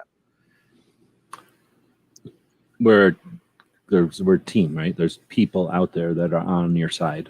Right. Unless you're some weirdo, but, you know, like completely brand new. But I mean, weirdo, like somebody who's exploiting the community or something that, you know, wouldn't be listening to this or considering asking us. So, you know, or let's be honest, somebody that is known to not be serious or putting in the work or whatever, right? Yeah, that's what I mean. Some like, yeah, well, okay, I didn't mean that, I guess, but yeah, exactly that kind of stuff. So, Mike Sal's asks, or wait, did we even answer that? I like to experience range day, see all the new firearms. Here's the deal. If you think that, I don't know, it's not even like an Instagram, you know, sometimes they'll show like the Instagram picture and it's the person standing by themselves with a beautiful view on a bridge. And then the reality, and it's like a crowded thing of a tourism spot. And then they just jumped the fence as they were closing and took that one picture and got in trouble for it. You know, like it's like sort of like that. Like if you think go in there is going to be some sort of like casual, I'm going to walk up and have a conversation with the people and rack the action and fiddle with it. Can I take it apart? Yeah, no problem. Hey, blah, blah, blah. What's the inspiration to this? And, you know, hey, can I load the mag a few times and can I shoot that again? Maybe the shoot that again is no problem. But everything else is like, come on, come on, come on. And then there's usually some Germans going weird shit in German behind you, giggling. And then, you know what I mean? Like there's always some foreigners at range day, and then unless something's changed, they're always weird. I call them the wild cards because they don't have the same behaviors or like what's the word? Not courtesy, but like manners as we do. So I just find range day to be totally chaotic and busy. And if you really want to pull a trigger on something, you can wait in a line potentially almost, maybe not this last year, but almost every year, right? Am I over exaggerating? Like it's like going to a crowded carnival and trying to get on every ride. Like it's probably possible if you're going to want to pick a few rides and then realize you're going to be waiting there for a bit. Yeah, the popular rides, right? The newest Batman ride or whatever it might be. Like, yeah, there's going to be a line for that, right? Like Chris Vector, for example. I will stand in that line because it's the only chance I get to shoot a full auto Vector, and it's freaking cool, right? I'll stand in that line, right? But so there are certain things like, you know, you look at over time. I mean, when there was a new Glock, I can't remember, come out, and that there was lines there. The 365, the SIG 365, there was a line there. When Mossberg first did their handgun, I think there was a pretty good line there, right? There's certain things, yes, that you're going to stand in line. But there's a lot of things because so many people are standing in a line, right? At the big popular ones, there are certain things that you literally walk right up. People will be trying to drag you into the booth to shoot the things. You know, there's that dynamic as well. So you get the chance. The stuff you're there for, it's win. And you know, as much as I like, you know, look forward to shooting the full auto Vector, right? And we'll stand in that line. The thing I enjoy most is a lot of the booths that aren't getting the love in the traffic, and you walk in there and you're like, whoa, this is freaking cool. Like, and nobody's paying attention to it, right? Is it? Yeah, whatever it was. There's a bunch of things that people didn't even see. I don't even see them. I don't look at anything at shot. I look at the range. I look at like I was saying, like when I was talking about watching people shoot, it's because there's no way I'm waiting in line to shoot some of these things. Like I don't want to shoot that bolt action again. So I'll just sit here maybe for 5 minutes watching other people shoot it and see who's willing to wait in line. You know, that's another thing. But yeah, anyway, that's a good point that you can discover gems that are worthy of being discovered, but then you can also dig up turds that there's a reason nobody's sitting in them, right? But that's not necessarily always the way it is. There's not always one that draws everybody's attention, right? And then there's weird, I don't know why, you know, like maybe it's too close to the food or something. People don't realize it's its own booth. It's over here by itself. You know, there's not everybody goes to everywhere, right? And we're going to have a whole conversation about the ranges. But right. As far as being able to pick up some cool stuff, no problem. Get a selfie with it, 100%. Pull the trigger for sure. You just might have to wait a little while. It's just, right. I don't want to. A lot of times people who are good to go and big wig, you know, fancy, everybody wants to do what they want. They'll have a conversation with the person there at range day while the chaos is kind of muted behind them because they got good microphones, and you don't realize that they have good microphones and they're standing in the midst of chaos to do this, right? Great point. That person took the time. Yeah. But in reality, you're not going to talk to the place. And even if you could, everybody's got ear stuff on and stuff. So there's a bit of a reality shock perhaps. And just, again, I don't really talk about that stuff too much. Well, we can definitely, again, I don't want to keep talking about Clover, but if somebody has a specific strategy, we can talk to you about how to make that happen. You make your opportunities at SHOT Show. Yep. I don't care what your crazy idea is. I have literally experienced the extremes at SHOT Show in all different directions. And I've talked to people who've done even crazier shit than I have. And it's just because there's unlimited potential and it's what you want to do there. So talk to Yeah. people. If you don't want to talk to us, go find somebody, but we will talk to you. Especially if you're 2A, I'll talk to you. I mean, let's make sure your project happens this year. Well, that is 100% accurate, and and that's why the GunTuber Academy is the GunTuber Academy, is to try to take general creator stuff and narrow it down a little more specifically. But you're absolutely right that depending on your channel, what you're doing, how you do it, all of that, you may need an some even more specific direction, right? There's nothing wrong with that, so just keep that in mind. And yeah, there's typically going to be a pathway, a way that you can do that. With what you were I just talking read about, this. Pick up cool stuff. You can't buy nothing there. So if you meant pick up like buy, it's not that kind of gun show. But I don't think that's what you meant. I just read it that last time as I was closing it. I think you can in the tent city. Well, I didn't want to put that interpret. I wanted That gets into a whole different thing. Yeah. You got to realize there's the range bays, and then they have a bunch of tent booths that have like support supply type stuff, clothing and ear pro and scopes and sights and different things. So what I was going to say about the footage there on that side of things at range day, 100% true. You better have a good microphone. If you're just trying to do it from your phone, standard mic, it's going to suck completely. The other thing is, or my recommendation would be just make those initial contacts, right? Make note of, kind of who you had the brief conversation with and helped you in range day. Make sure to tell them, especially if it's something that you're interested in and you do want to have a further conversation. Hey, I'll see you on the show floor, man, in the next couple of days or whatever, right? Something along that lines. It's not, you're absolutely not the place to do business and carry on a really long conversation. It's really not. But it's a great place, especially if you talk about going to the show.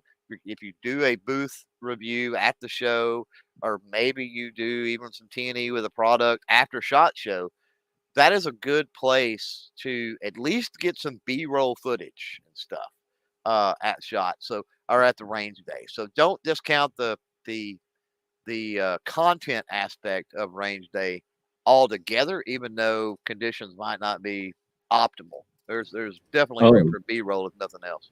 Yeah, we're going to do a whole show on range day, but that's a great point. Like, I don't mean to be discouraging at all. You can get as much, you could do an entire channel just on what you do. You could do a year's worth of content at what you do at range day and one regular range day without even working hard. At least I know I could. And obviously everybody'd have to think about it ahead of time. But again, create your opportunities there. But I didn't want to be discouraging. I just wanted to say some of the, out of the question there, the perceptions over the years had been sometimes that, anyway, because it had been a lot lighter over the years too. You look at an old video and SHOT Show, range day is more like stroll up and shoot a gun, no big deal.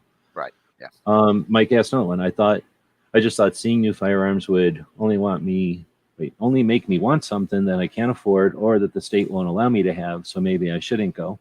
Again, just wanted to, in case there's any perception that it's a purchasing type of event. It's only a place for the guns to exist so that the gun shops can take a look at them, fiddle with them, and get an idea of what their customers might want or not. And then to have them in their hand is maybe the manufacturer is explaining some new feature or gizmo or option or something. Or again, just see them on a wall in a display. You need the guns there, or maybe some kind of lock or safe or something. You need the guns there for that kind of stuff. So there's stuff there. There's stuff on display. A lot of times to see the store displays, people see store displays at SHOT Show and they think, oh, these things are for sale. But no, that it's really displaying the store displays. What it would look like in your store to sell a bunch of items on a display like this.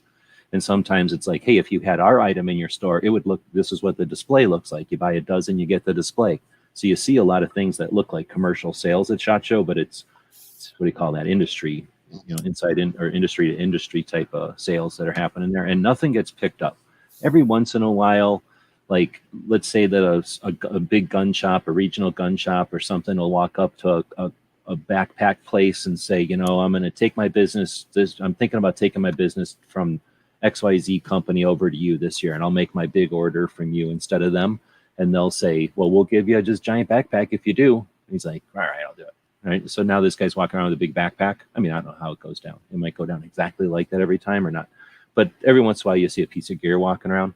Maybe it's like, hey, can I take this back home to the hotel to show our people, and then they'll see if we can make this out of 3 different materials instead of this just one. Okay. And then, now you're seeing somebody walk around with that brand new backpack that they probably didn't buy, but you'd want to buy it because it's so awesome.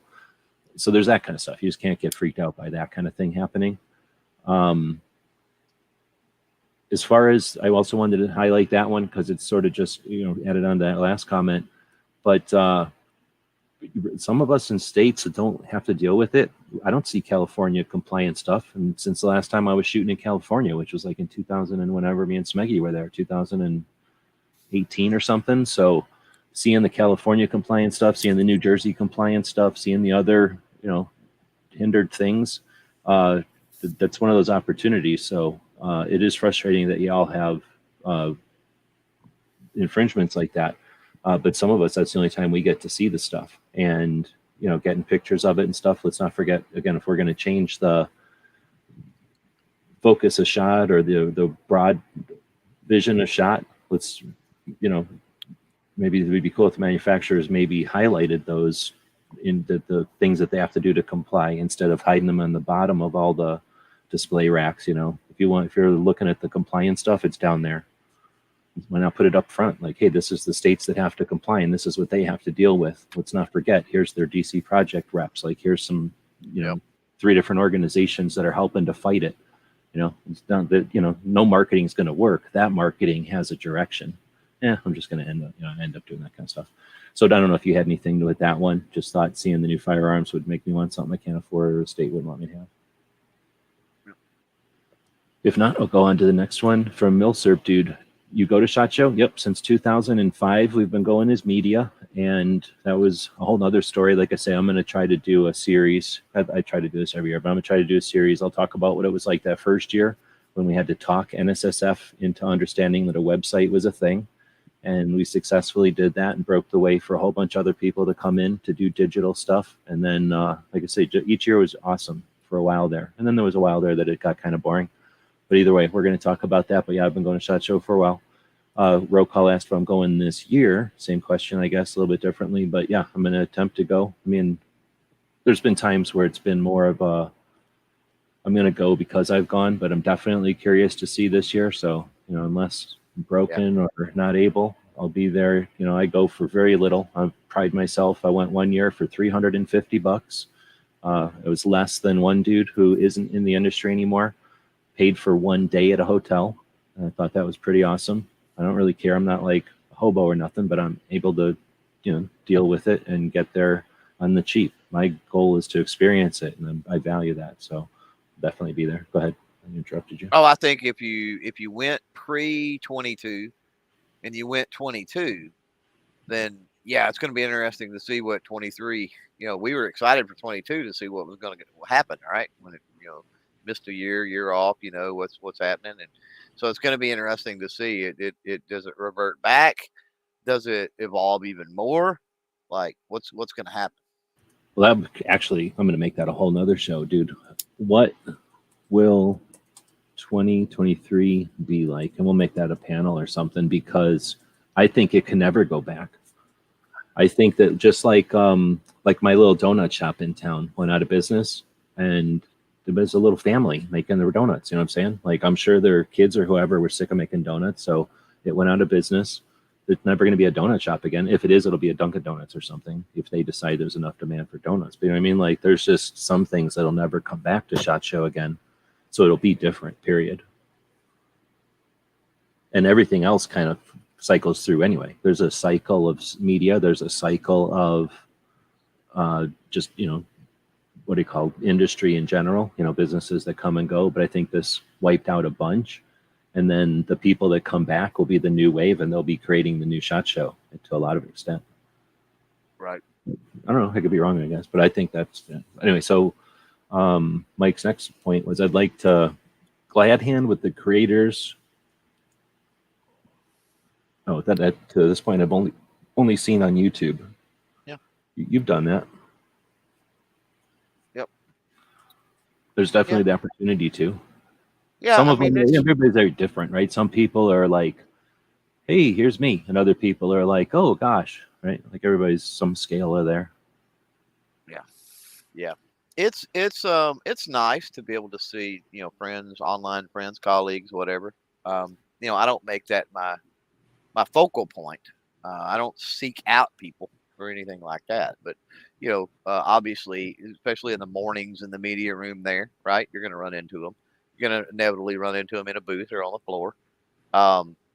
And it's fun. I mean, it's especially the folks that you have that you communicate with regularly, right?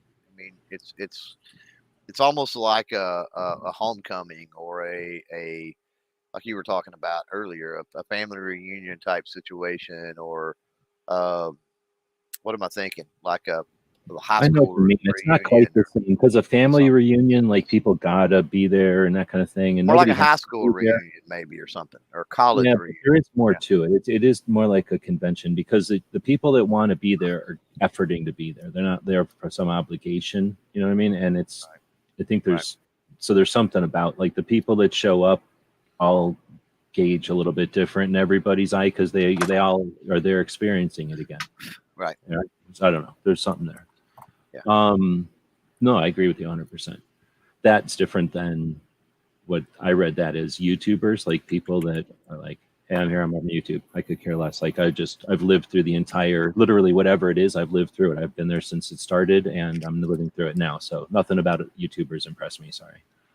Well, if I don't have some type of repertoire or relationship or something online or whatever already, you know what I mean? Yeah. Um, then There's yeah, people that like I impress said, me. YouTube channel. Okay. it's not like I'm going to chase down to get a picture with Hickok or something. You know what I mean? It's like no, just no.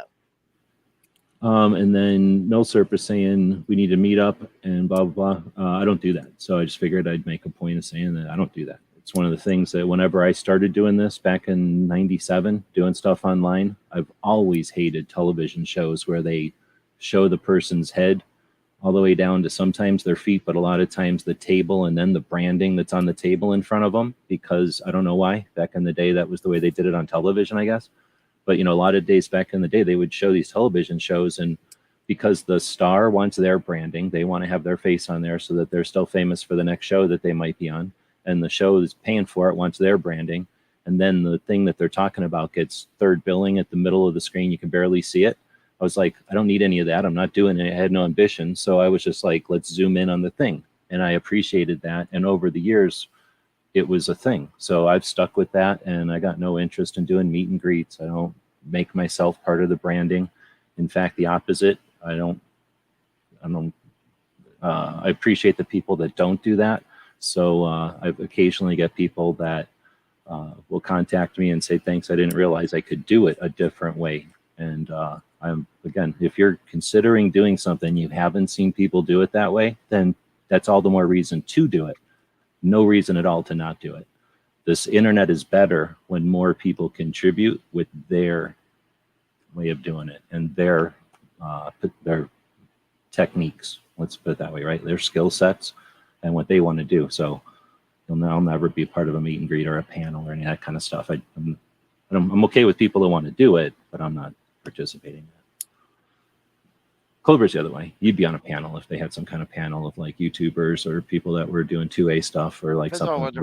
what Well, depends on what we're talking about, but yeah, yeah, I mean, absolutely. if it was decent, I'm not Yeah. saying you'd do it for anything, Yeah. but yeah. Yeah. And that's what I'm saying. Like everybody's different, and there's definite reasons to be your branding. Like a lot of people can do both. Clover's But got I'm out there. ability to I'm out do there, and it. I've been out there, right? You've from day one. You've never made it a point to be in front of the camera and that sort of stuff. I'm out there. I've been out there. I've spoken in coliseums, like with the 4-H stuff, or sports venues with thousands of people, and so it's not a big deal for me. I've been Yeah, on but panels and things before in other capacities in my life, so it's not. Yeah, it's not a big deal. But it's got to be there's something that definitely options though. You don't have. You can have anonymity. You can have a separate personal life from whatever you're doing online. It yeah. isn't an obligation just because some people have had success sharing, they're perceptually sharing. Half the people that do it aren't using their real names. I don't say half, but a chunk of the people that are doing it aren't using their real names, and they don't really put much effort to the discussion. I don't either usually. I just figured since Milsurp said that, don't be disappointed when I don't show up for any kind of like, hey, come over here and meet me, because I don't do that shit. If I know you, we'll chat and say, hey. But again, I talk to individuals. If they happen to have a YouTube channel, I don't hold it against them. But I don't put a YouTube channel any type of merit. Unless you're doing awesome work with your YouTube channel, then let's talk. But anyway. Clover saying, I'll never miss a SHOT Show again. Best week of the year. Vital for a firearms content creator. I think we both agree, and that's, you don't have to comment on your own comment, but I think that's why we're willing to put a series of videos out there for people that want to take it seriously. My goal is to hopefully to inspire and motivate people to take it so seriously that you change the game, that you take SHOT Show on for the things that it doesn't do and make it do those things. There's definitely things. I mean, again, I don't want to get into it, but definitely things that it's not doing, but it could. It's malleable. It is a thing that is a reflection of us. Be part of it, and it is us. So us requires we to do stuff, or however, you to do stuff besides us. Right. Milsurp saying, went last year for the first time with Reloading Podcast, and I'm approved going again this year, which is awesome to hear. Nice. Maybe we should do a panel.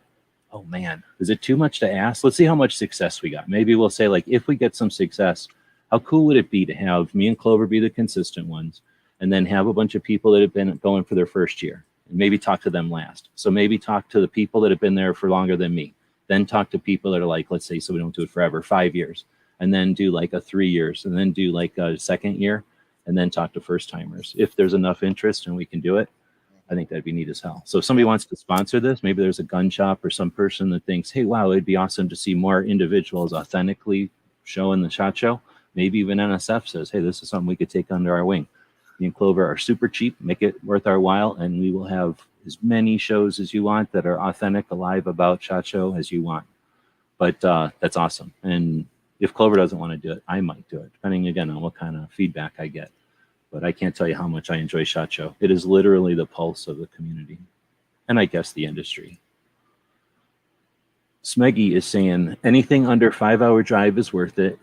You figure out by the time you get to the airport and wait for luggage and all that, it'll take you 4 hours. I never really think about it that way because of the dog, and I drag my apartment with me. But I never even thought about it like that. If you were to fart around in an airport, what is he saying, 2 hours on each end? Maybe more, depending on how you have to get to an airport. Well, what are you driving, 19 hours? Who, me, the shot? Yeah. It's 24. It's pretty tough, 24. It's pretty close. Time you get stops and all in. Yeah, it's about different for you. But yeah, for me, I never even thought about it that way. But for me, it's something more like 8 hours to drive there. Some years, I'm not kidding, whatever. We've been going there for 18 years. So 18 times 8 times 2. But if it was possible to do the math, that's how many hours we've driven to get to SHOT Show. Is it possible to do the math? 18 times 8 times 2. But here's the thing with flying. So the 1 year I did fly, I'm over 2 hours from an airport, right? And so an airport that you're going to get in, not having to make little connecting flight things. I'm over 2 hours. And then so, somebody driving you 2 hours to drop you off and then coming back and then driving to pick you up 2 hours, that's a pain in the butt. That's a lot of fuel for people to do, you know what I'm saying? Just travel back and forth to the airport. And then if you go and you have to leave a vehicle and pay, right, for parking to leave a vehicle, it's all added cost too. So yeah, you gotta factor in a lot of different things, a lot of little things that you have to factor in for sure. And we'll talk about that on the trip and the time you should take, because again, if you're sacrificing all this stuff and doing it, adding another day, I mean, I'm telling you. But yeah, I put the dog up for years. Putting the dog up sucks, man. If you don't like putting your dog up, I mean, it costs money, and you got to put your dog up, and you get your dog back like liking something that didn't like before, or expecting a pet or something. You know what I mean? It's just like some people don't like doing all the little stuff. Imagine, I don't know what it's like we're leaving a kid, but I do know. Actually, I do know what it's like leaving kids, not my kids, but everybody else is leaving kids behind.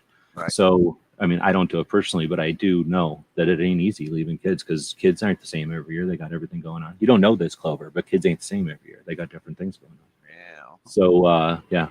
And they don't really dig it after a while. I don't know how, I guess your kids are a little bit older, but I can tell you the kids don't really dig it when daddy or mommy are gone every year at this time, right after Christmas. It's kind of My the shit kids out. are grown, so my kids don't care. But yeah, That's what I'm saying. But little kids don't really dig it when mommy and daddy, well, depending on who's leaving, is gone. probably not, depending on who they're staying with. I don't know if they got cool grandparents or something. I never had a problem back in the day. Like I could stay for weeks with Oh my snap! I should have grandparents. used that angle on them. I should have been like, hey, Yeah.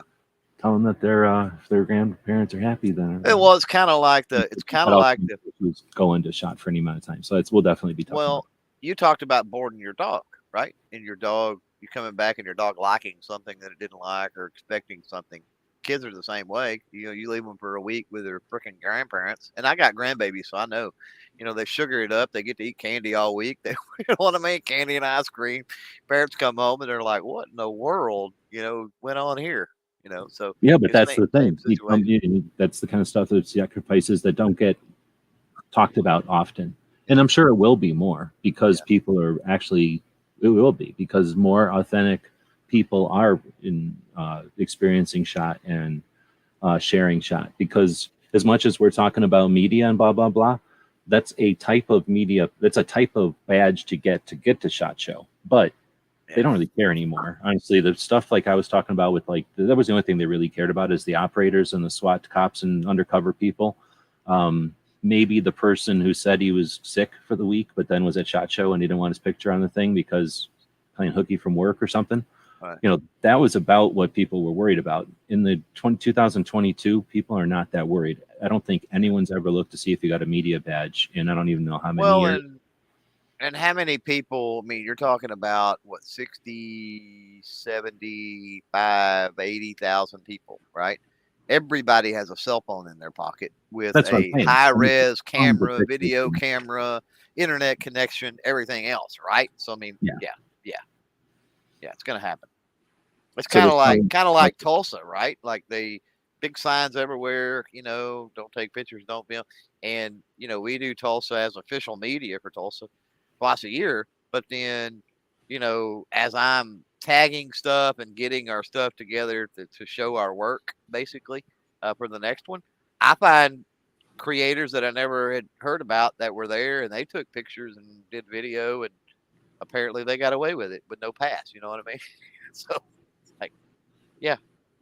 Well, we'll chat about some of that and how to deal with it and some strategies, because sometimes, you know, what can be putting the dogs up turned out for me to end up being a thing because I didn't like putting the dog up. For a while, I ended up doing I had the dogs, I was doing the website for the dog people. So it wasn't so much a cost thing as I just didn't like, you know, the idea of leaving my dogs behind. When I eventually got the van, I didn't have to do that, right? But for the intern or whatever, I started having people stay with the dog. And then that works out even better than anything because now I don't have to worry about it. And even when I take the dog with me, they like staying here even more. So I don't have to take care of the dog.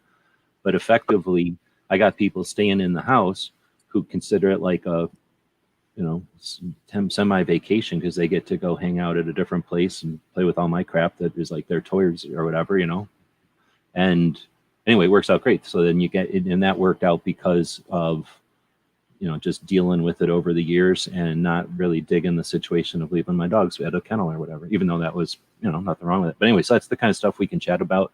Again, if people are having concerns, there are some creative ways to just look at things as opportunities instead of hindrances to going. Right.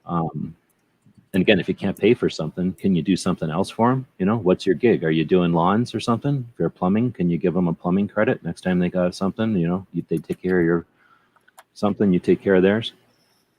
Smeggy says, I have a tip for any big show. Try not to consistently go from looking out over everything to looking at stuff close up. I got a major migraine at NRA one year. So I guess he's saying, what, the focus in like a gun show and just kind of walk around looking at the tables and then look around at the whole show instead of going back and forth. I don't know. I don't have a problem, but I guess to everybody, you know, everybody's going to have to figure that out.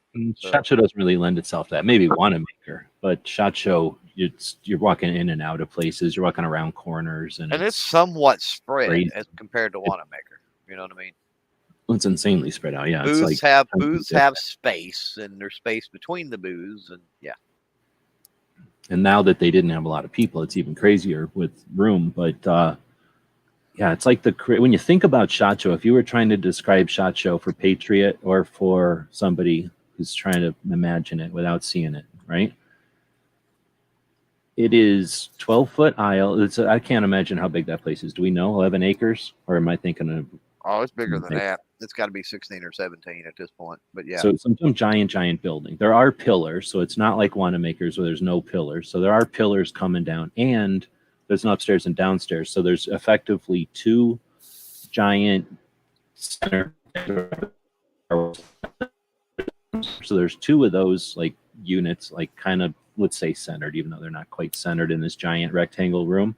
And that's somehow how you can keep your bearings, because you can see these things go into the ceiling where the bathrooms and stuff and everything are. So aside from those giant things going to the ceiling, there's other things that go to the ceiling. There's like poles and shit that go up to the ceiling here and there. But there's so many banners. The ceiling is what, 4 stories high or 3 stories high or something? It's really high. Yeah. So there's banners and shit hanging from the ceiling that probably say stuff like Vegas and the convention center. And then that's like the stratosphere of the indoors.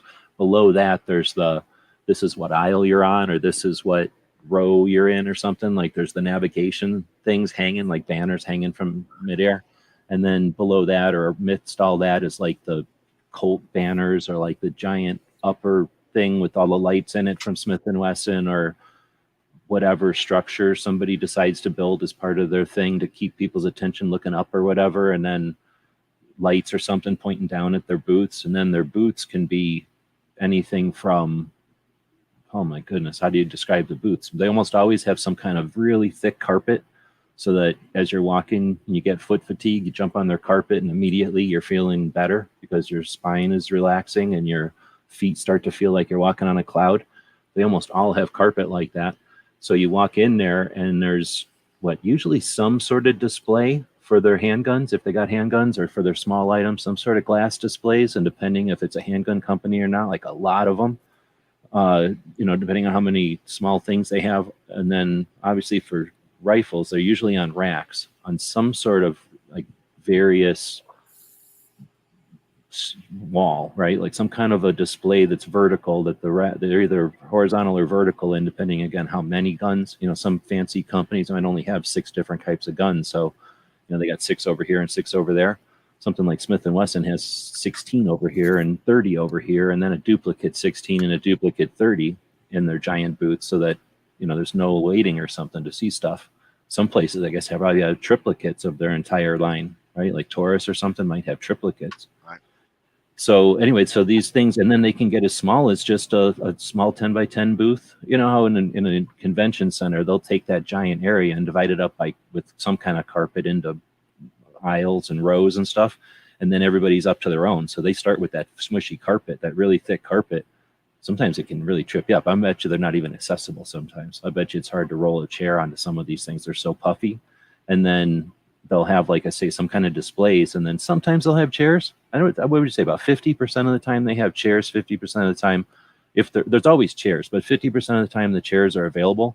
Say 50% of the times the chairs are only if you're doing business with them. But some of them don't mind if you hang out there and sit down. Some of them are like, you got no business sitting in my booth. Get out of here.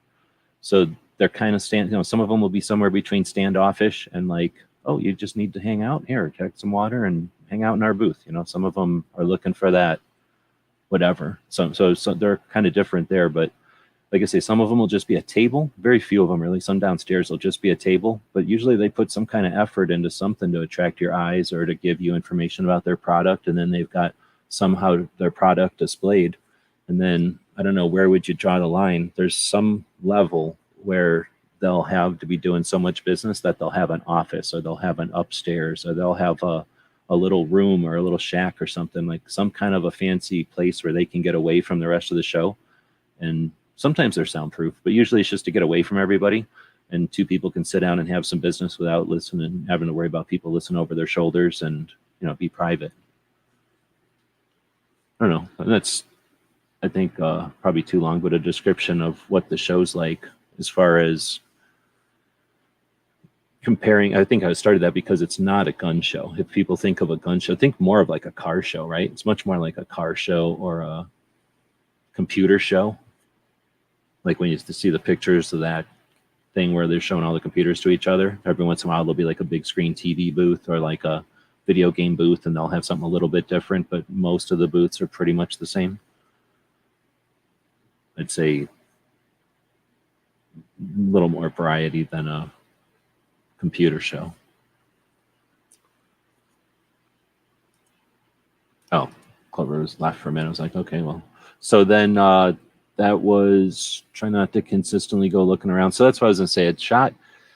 I hear what you're saying at a normal gun show, especially Wanamaker, where it's so big you can like literally, and there's nowhere to go at Wanamaker. You're gonna like feel dizzy and like not want to sit down, and there's like nowhere to sit down at a typical gun show. In fact, at Wanamaker, it's kind of hard to find a place to sit down, even though it's so big. But at SHOT or whatever, there's definitely places to sit down, even if it's the most busy show ever this year. There'll still be places to sit down. We're saying let's wrap it up. No, Okay. no, I had to step away. I'm like, let's roll. We got a lot of questions. Okay, so then the next one is from Ghost. Make sure to hydrate. It's more of a thing. He's mansplaining. It's mansplaining. Make sure to hydrate before the week and during. You'll be walking around 10 miles a day. I think he pretty much, or they're about to go into this, but feel free to.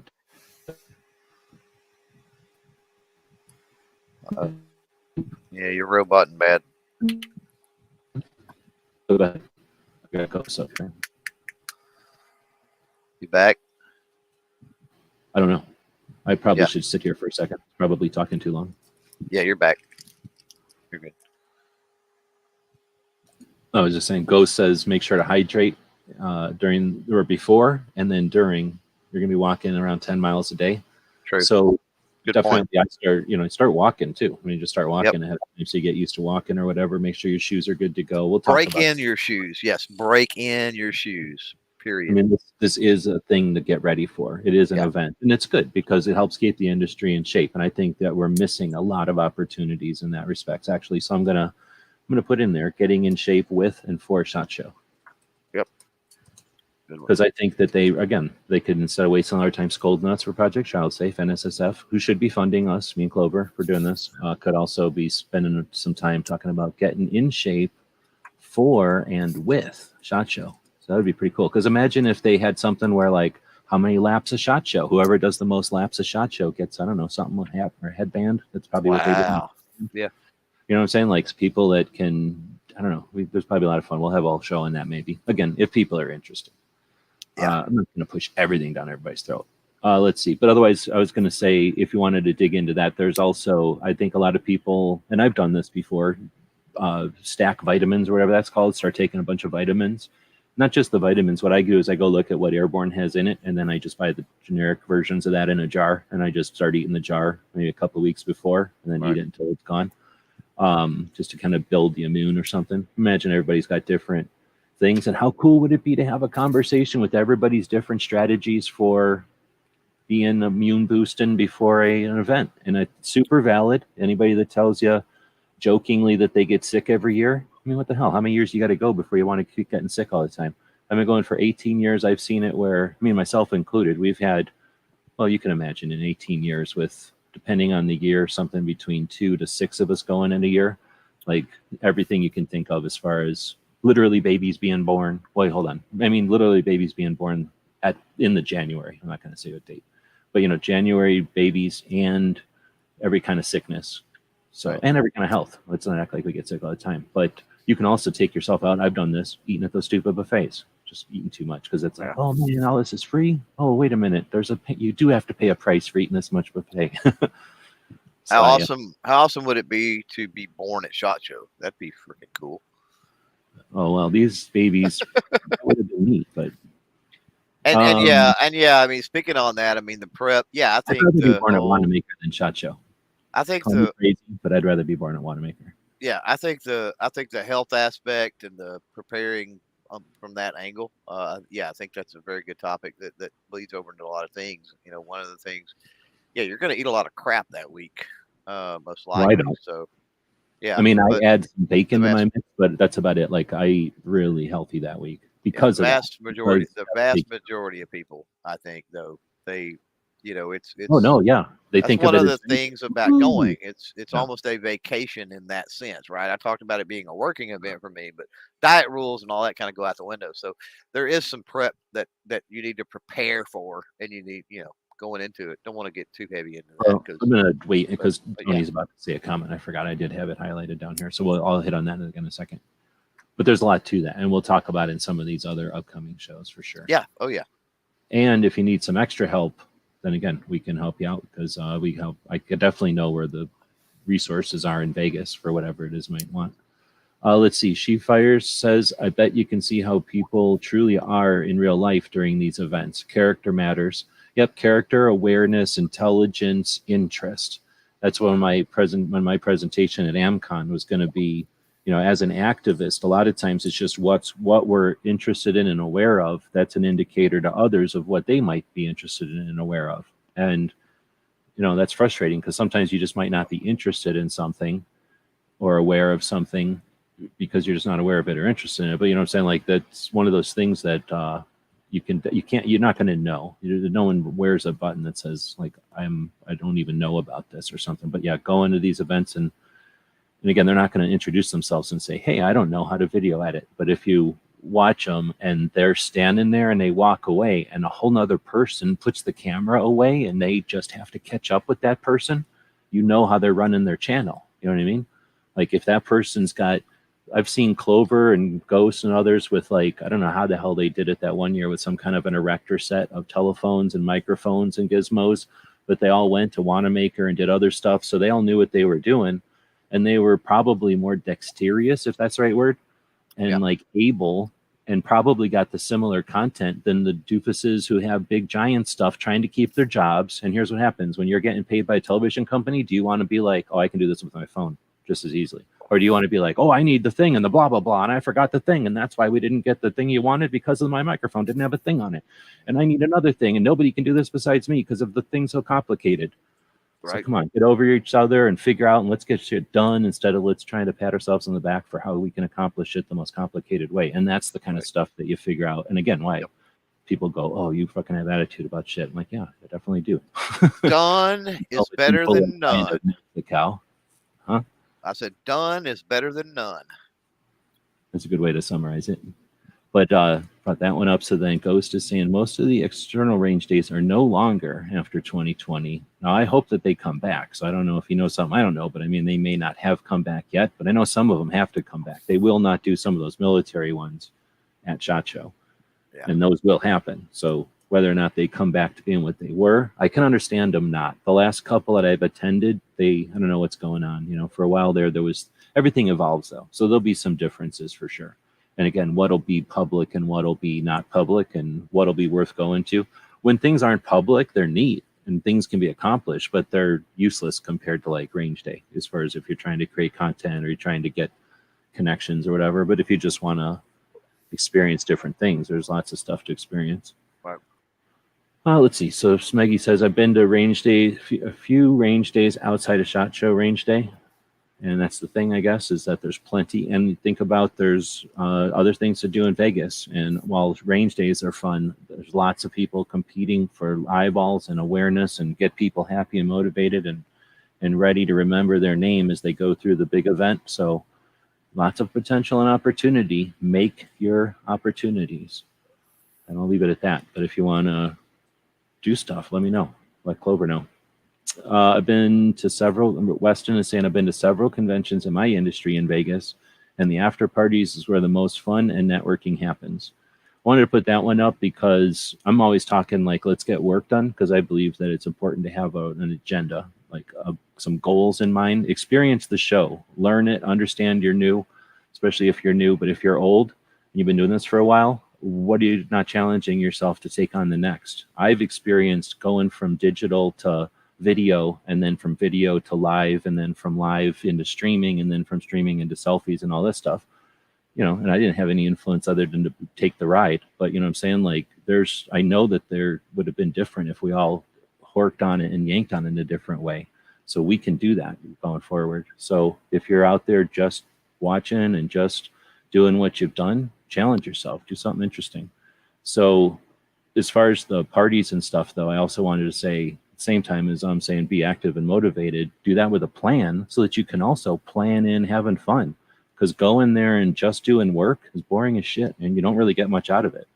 Because you usually, if you go there just to do work, at least everybody I know that's on there just to do work is usually frustrated, no matter what their success, because they were so focused and they're just going to see their incompletes. They're just going to see their failures or what they consider a failure, even though others would say, wow, you accomplished so much.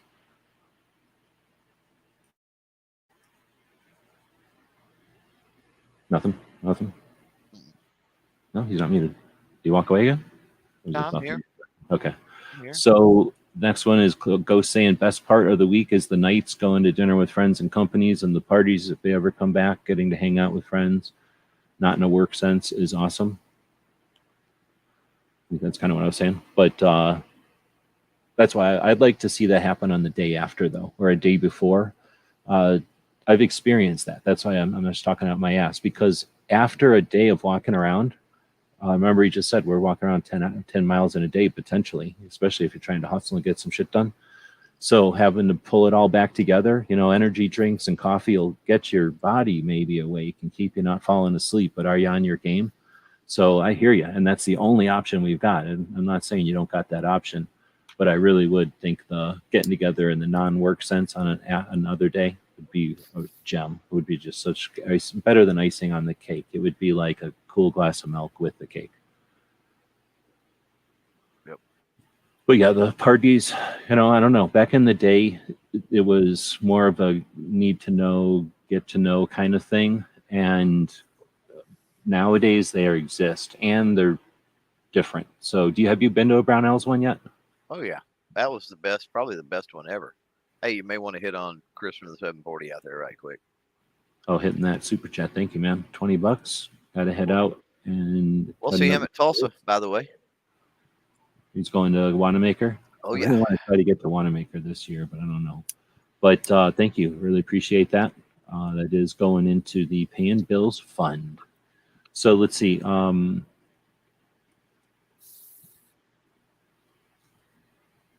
Well, you're saying Brownells is the best party you've been to? I think so. Probably. Yeah. Okay. It's pretty good. And it was strictly because of the people there and the conversations that were had. Is theirs off-site or is theirs up in a room? It was off-site. It was in, I think, over in Treasure Island, maybe in one of the little tiki lounges or something over there. Is it a room like media room, or is it just in a little bar and it's just a room? It was a little bar. Yeah, it was a little bar. So, but it was. Oh, I thought they had like an actual party. They just have a get together at a bar. The one I went to was, yeah, it was. Okay. I mean, it was all. I mean, invited Brownells party people. You know what I mean? Like, it wasn't a mix of just random people hanging out at a random bar, but. Oh, okay. So it was like you have to be invited to the thing. Like they rented the venue thing, and they were, kind of keeping tabs of people coming in and out. Okay. That's what I meant. Like there's a gate or something you got to walk through and have a path through. Well, it was somebody there. Yeah, and it's like, hey, so and so invited me or whatever. It's like, yeah, it was informal, but yeah, there was some control. Maybe the stuff is happening like that where it's like an actual thing and it's off-site, or they'll have some of them on the site too. Yeah. But well, again, those are the kind of things where, I mean, we're going to talk about those. We'll have a whole nother discussion, but those are the kind of things that I mean, nowadays that everybody knows about all of them. Back in the day, you had to discover them and everybody wasn't on your side. So nobody was talking about them. So it was, you literally had to discover them. And it's different now, but because it's different now, it's different now. Does that make sense? So we're going to be talking about that because there's a lot to it.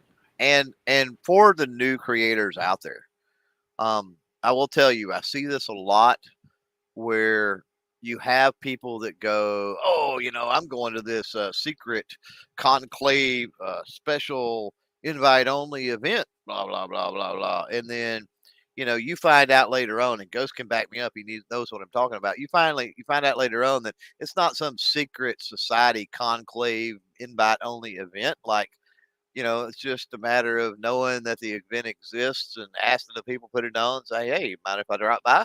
And it's like that freaking simple. So there are people out there that will overinflate a lot of the events and stuff like that to try, you know what I'm saying? They want to make themselves look good and special, like they got invited to some crazy off the wall thing. And so always take that with a grain of salt because that may not be the case. And you may not be like, oh well, I'm new at this or whatever. I can't possibly get invited to that or go to that. That may not be the case. Yeah, and there's not that many of those anyway. And that's what I guess what I was kind of getting at is that you hear about these things and you might have some idea of them, and most of the time, I don't want to say they're always a disappointment, or they're most of the time even, but you just know what you're getting into. Again, like if it's if you're trying to go there for one thing, you're going to the wrong party for it, it's going to be no good. If you're going there for one thing and you go to the right party for it, it's going to be great. So there's that kind of element too. But anyway, then it's also the thing of, again, are you going to schedule into that stuff? And if you are, then schedule into it again, and if you're going to schedule into it, do you want to be the one who's dragging ass at it, or ditch out early that day, take a nap, be ready for it? You know what I mean? Like if you need to, or be ready, have it in a plan. So there's lots of ways to attack this stuff for real and still manage to have some fun and get some stuff accomplished. Let's see. So then the next one would be Shefire saying, I'd fly in from Florida. Figured I put that in there because I've had to go the other way. And that's super bucks, like right off the bat, thousands of dollars, right? Well, I guess how many people are going or what, but real money right off the bat. Have to get a hotel right off the bat. Then you get into questions like, is it better to Uber? Pretty much always nowadays. But, question mark, what if I bring other people? What if I show up? What if we this and that? What if I'm close enough to walk and I save the Ubers? Yeah, that kind of stuff we can have conversations about. One of the conversations I've had with a couple of people going for the first time this year is, like myself, there's quite a few people that do drive, so they don't have to Uber. So again, we get back into the contacts and the networking and knowing the people in our niche community. There may be somebody willing to swing by and pick you up and drop you off, and you might not even have, you know what I'm saying? You can ride share with somebody that drove in, or with somebody even that's rented a car, and maybe you kick in a few bucks on the. And we got to talk about the monorail. The monorail changed Vegas, or changed SHOT Show. That's true. Changed SHOT Show completely. In fact, I can't even imagine how cool that's going to be for people. Yeah. Put that down on the thing for sure. Yeah. I'm going to put City of Vegas. I'll just add it to that one, the monorail. Right. Because that's worth having a whole conversation about. Because that's anyway. Next one is Tony saying, load up. I think this next one, load up on your vitamins before you go to SHOT. Also remember that you're there for business and you don't have to party like you're 21. Yep. So I was going to say that that getting ready now is honestly the best time, because if you start thinking about it, SHOT Show is an opportunity to do a lot of stuff, but it requires a lot. And part of it is the cost to get there, but part of it is the fucking cost to get there. And that is on your body and on your health and on your relationships and stuff. So if you can think about what you're really going to be asking your situation there. Are you asking a spouse, a good friend, a relationship, like a non-marital type of relationship that you might be stressing out or reinforcing, right? Look at things as opportunities. You need to get your body in shape for SHOT Show. If you start walking around now with your significant other, even if it has to be on the phone, Tony, right? Even if it has to be like, let's go walk 2 hours a day or an hour a day, realistically, an hour a day, at whatever pace, so that we can still chat. Phones don't cost shit, right? Get some kind of thing going so that you're not asking for something when SHOT Show comes up out of nowhere. Get your asses, motivated, doing stuff now, eating healthy. It can be as simple as some simple routine. There's a billion of them, for crying out loud. Go find something that looks appealing, experiment with it. It's freaking October? You got all the time in the world to see if it's effective. For me, here's what it was.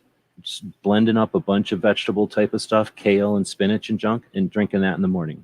That gives you some, consistent energy and vitamin flood or whatever, blah, blah, blah. Figure out whatever you like. Blend a fucking steak up. I don't care. Do whatever you're going to do and start doing it. And if it doesn't work, you got plenty of time to adjust it a little bit. Make it part of your channel. I'm getting ready for SHOT Show, and here's what I'm doing. Make it part of your family life. Take the kids out. Get on the phone with somebody, right? Walk the dog, for crying out loud. Do something. Make it part of something. Go to the gym with somebody, but get on it. When you're at SHOT Show, you're already healthier, and you know what I'm saying. You've been working up to this. Here's what's awesome about walking. You think about your channel. You think about what you edited. You think about whatever. It's some time to actually think about your project. When you're getting ready for SHOT Show, and you're going to be talking about on the chat today how many miles you walked for SHOT Show today or whatever. When you do SHOT Show, if after walking a couple of miles every day, SHOT Show ain't shit. SHOT Show ain't nothing. And then what happens is SHOT Show ain't shit. You're ready for that party.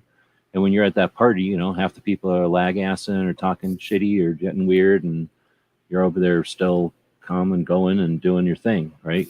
Working and getting stuff done, while everybody else is too worried about not being able, you know, drinking, paying away, I don't know, whatever. So you got a lot of opportunities here. You don't have to do nothing, but you can do all kinds of stuff. And SHOT Show can be one of those things that gets you going. It could be Wanamaker. It could be some other dumb show like NRA or CCW, CCA or whatever.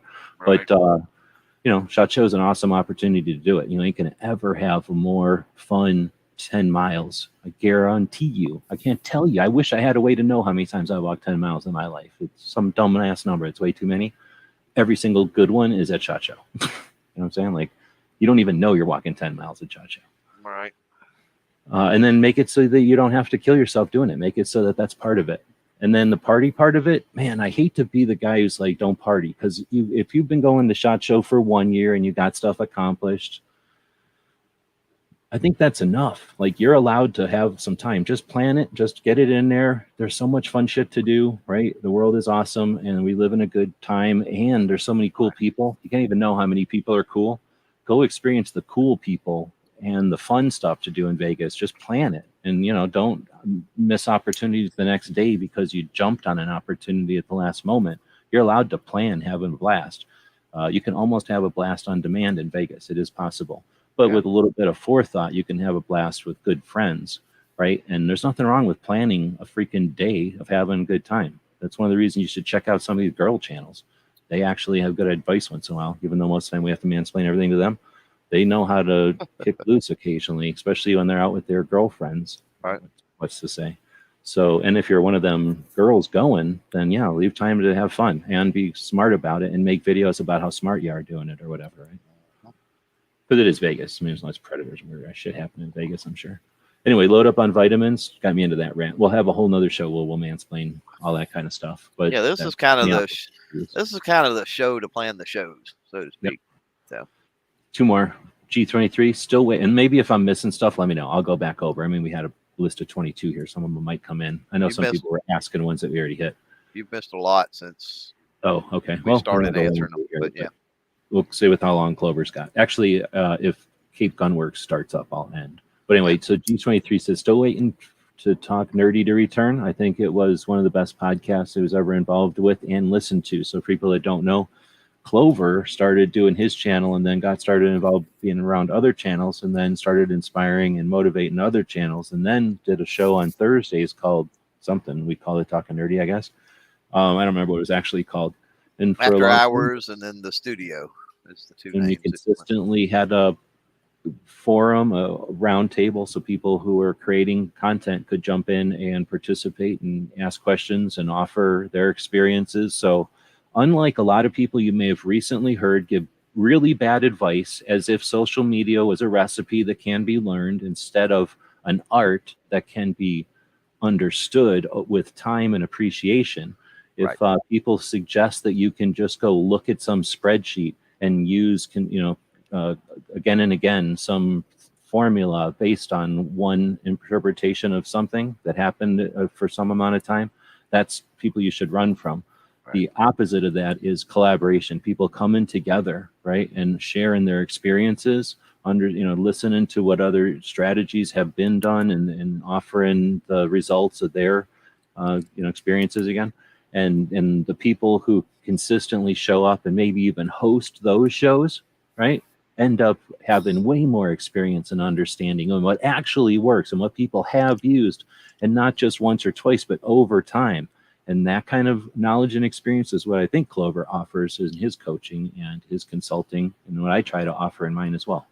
So we're not selling nothing here, but at the same time, we both are trying to make a living. So if you are interested in doing something and you want specific advice, feel free to contact me if you're doing 2A. If you're just doing gun stuff or whatever, I'll try to talk to you. But I know Clover's able to offer advice on a lot of platforms and a lot of stuff. So Yeah, I'm a little deeper into channels.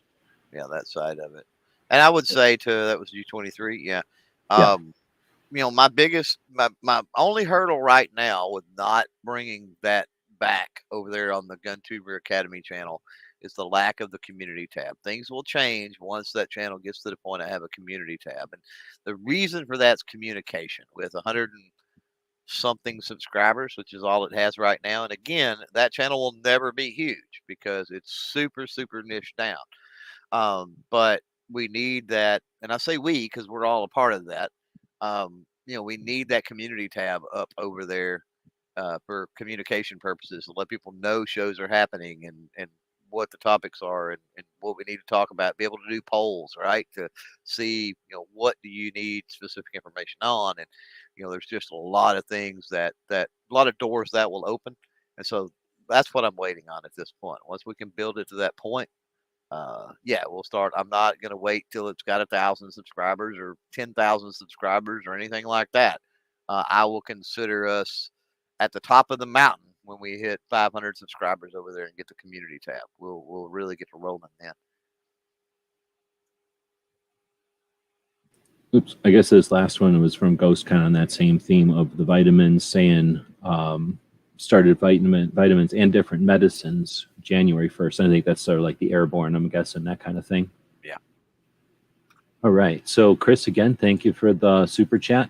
What happens with a super chat is people click the little dealie down there next to the place where it has a $sign, I guess, and then it takes money out of your credit card, throws it electronically at YouTube, who takes a little cut, big cut, depending on how you want to look at it, and then gives us the rest. I appreciate it.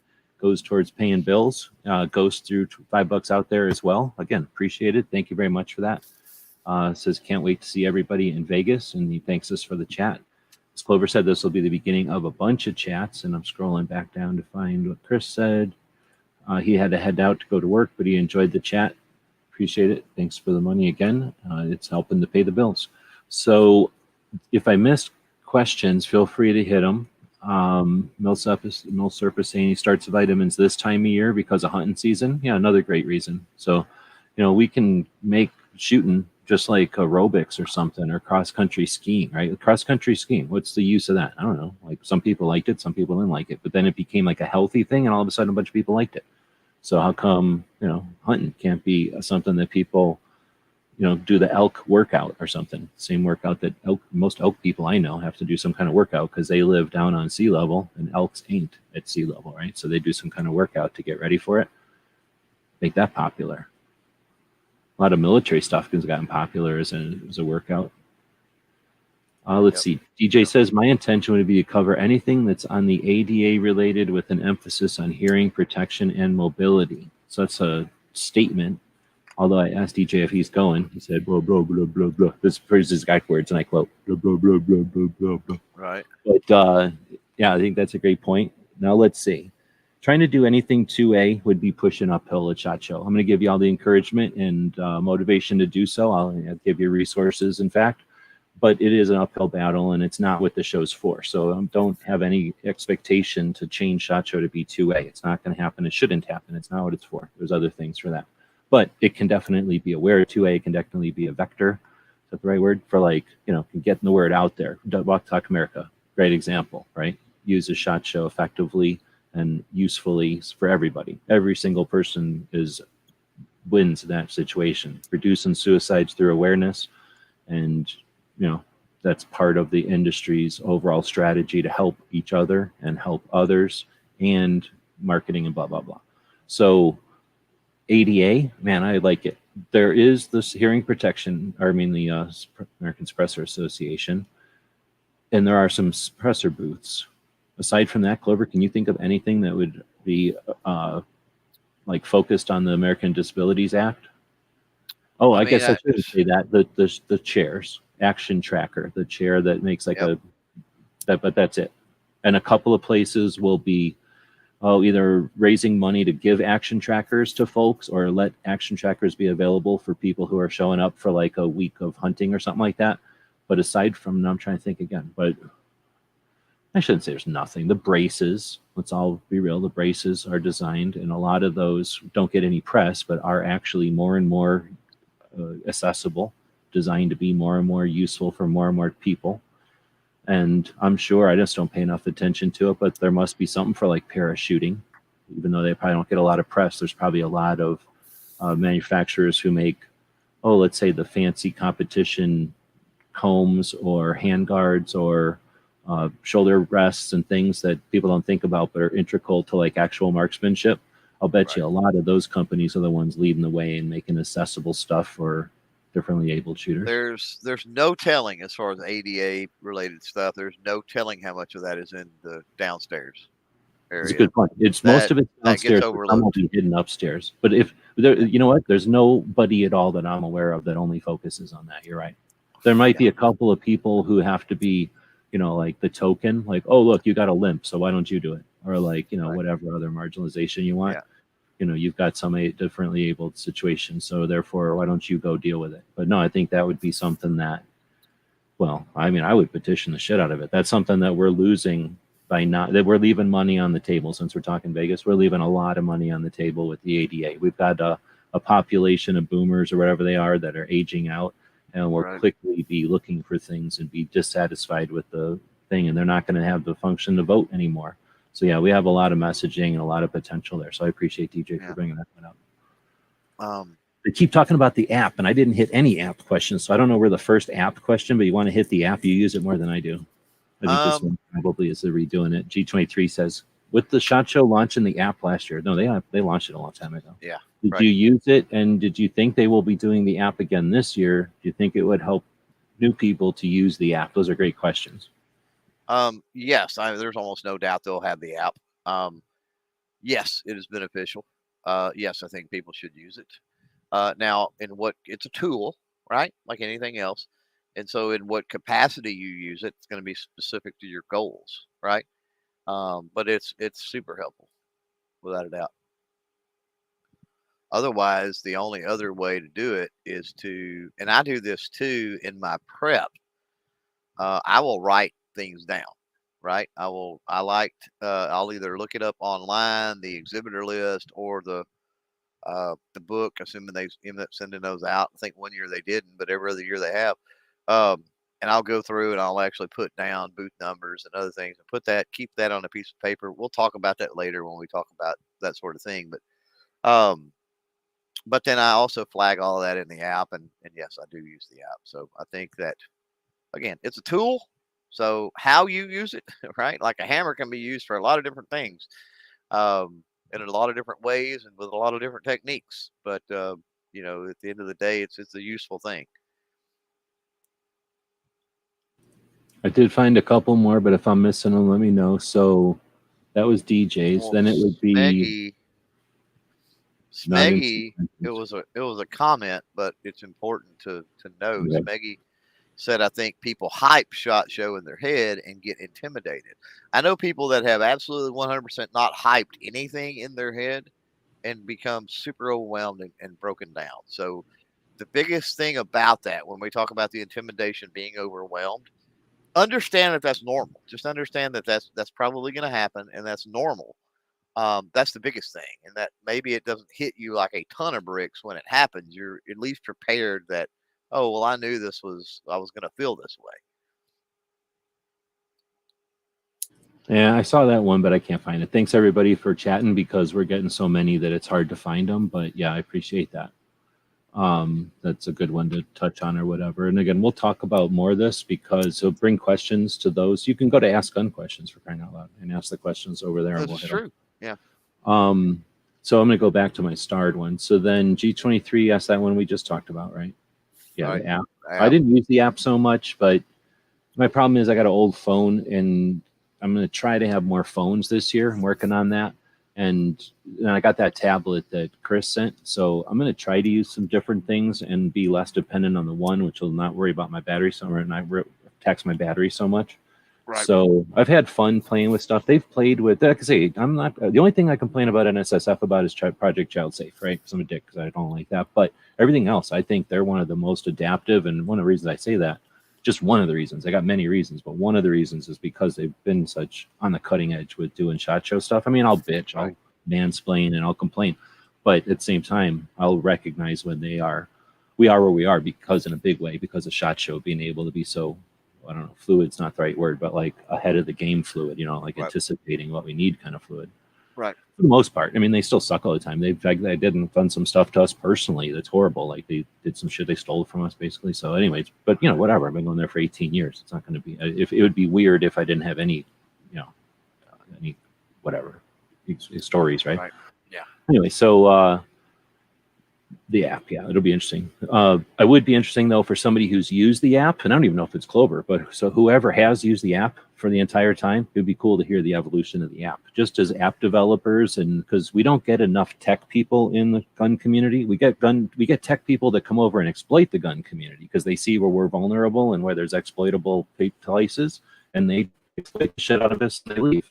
And they'll be back. They're going to all come back. Guess what? It'll be dusting off and coming back. Has something to do with SHOT Test to do with the election year. They'll come back. But it would be great to see some people who are in development, especially if you're new, because here's the cycle. You're young and you build stuff because you're creative and you're thinking outside the box and you're able and you're eager and you want to show people how cool you are. And then you do all this cool stuff. And trust me, you do the cool stuff. If you're young and I'm talking to you, you are doing the cool stuff. It gets made. And then you get hired by somebody and they stifle you and they don't let you do nothing because now it's a committee and it's lazy and it's bum. You know the story. But your cool stuff is what inspires somebody to make something else. And that's everything good we got is made by individuals making cool stuff, just doing it. Rogue, do it. If you're out there thinking, oh, SHOT Show app should do this, do it. Build it. Trust me, build it. And I wouldn't be surprised if NSSF doesn't go, hey, that's better than ours.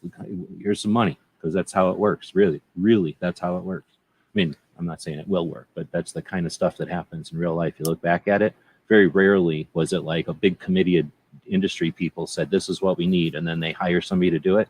It's always somebody just doing something and somebody going, oh, we just need more of that.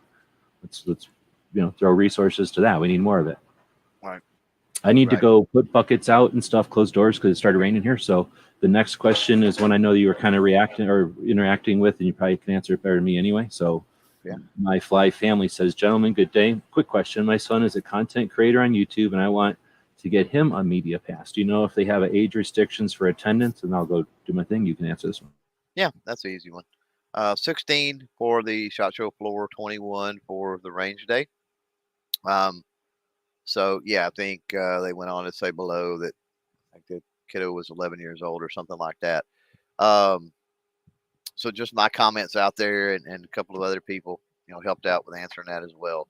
Ghost and I think a couple others, but yeah, I mean, I would say, focus on maybe USCCA, maybe, which is the Concealed Carry Home Defense Expo. Definitely like the NRA show, Great American Outdoor Show. Some of those are family friendly, totally different kind of show, totally different kind of vibe, and all of that. Similar in a lot of ways. But also the Tulsa show might be a good proving ground, a good way to cut teeth. And then I went on to explain out there, which is something that I have covered because I did get a channel strike because of it. I have covered on the GunTuber Academy channel. If you have a minor, I say kiddo, right? But I call 20-something-year-olds kiddos too. But minor, in a video with a firearm, there needs to be apparent and obvious adult supervision going on. If not, you risk a chance of community strike and all that. So just make sure. I have zero problems with minors, having a channel and doing things like that if they're, safe, responsible kiddos. And I know and have coached and have instructed many, many hundreds probably at this point over the years.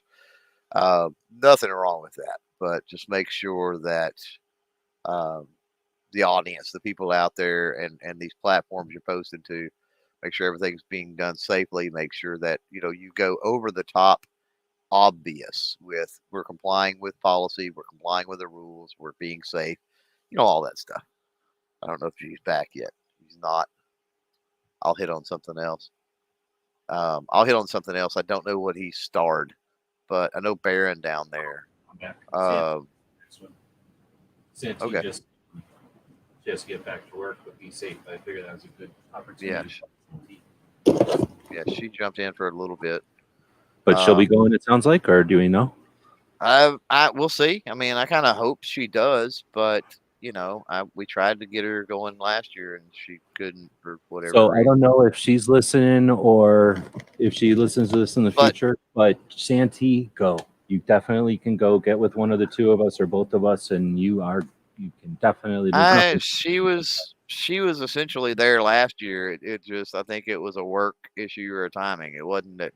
Yeah, unless it's something like your work will not give you the time. If it's a money thing or if it's any kind of credential thing, not even a problem. You're there. You're there. Yeah, we'll make it. And I will say this about Santee. Santee played a pretty vital role last year, which was great because last year was such a different, such a phenomenal shot show.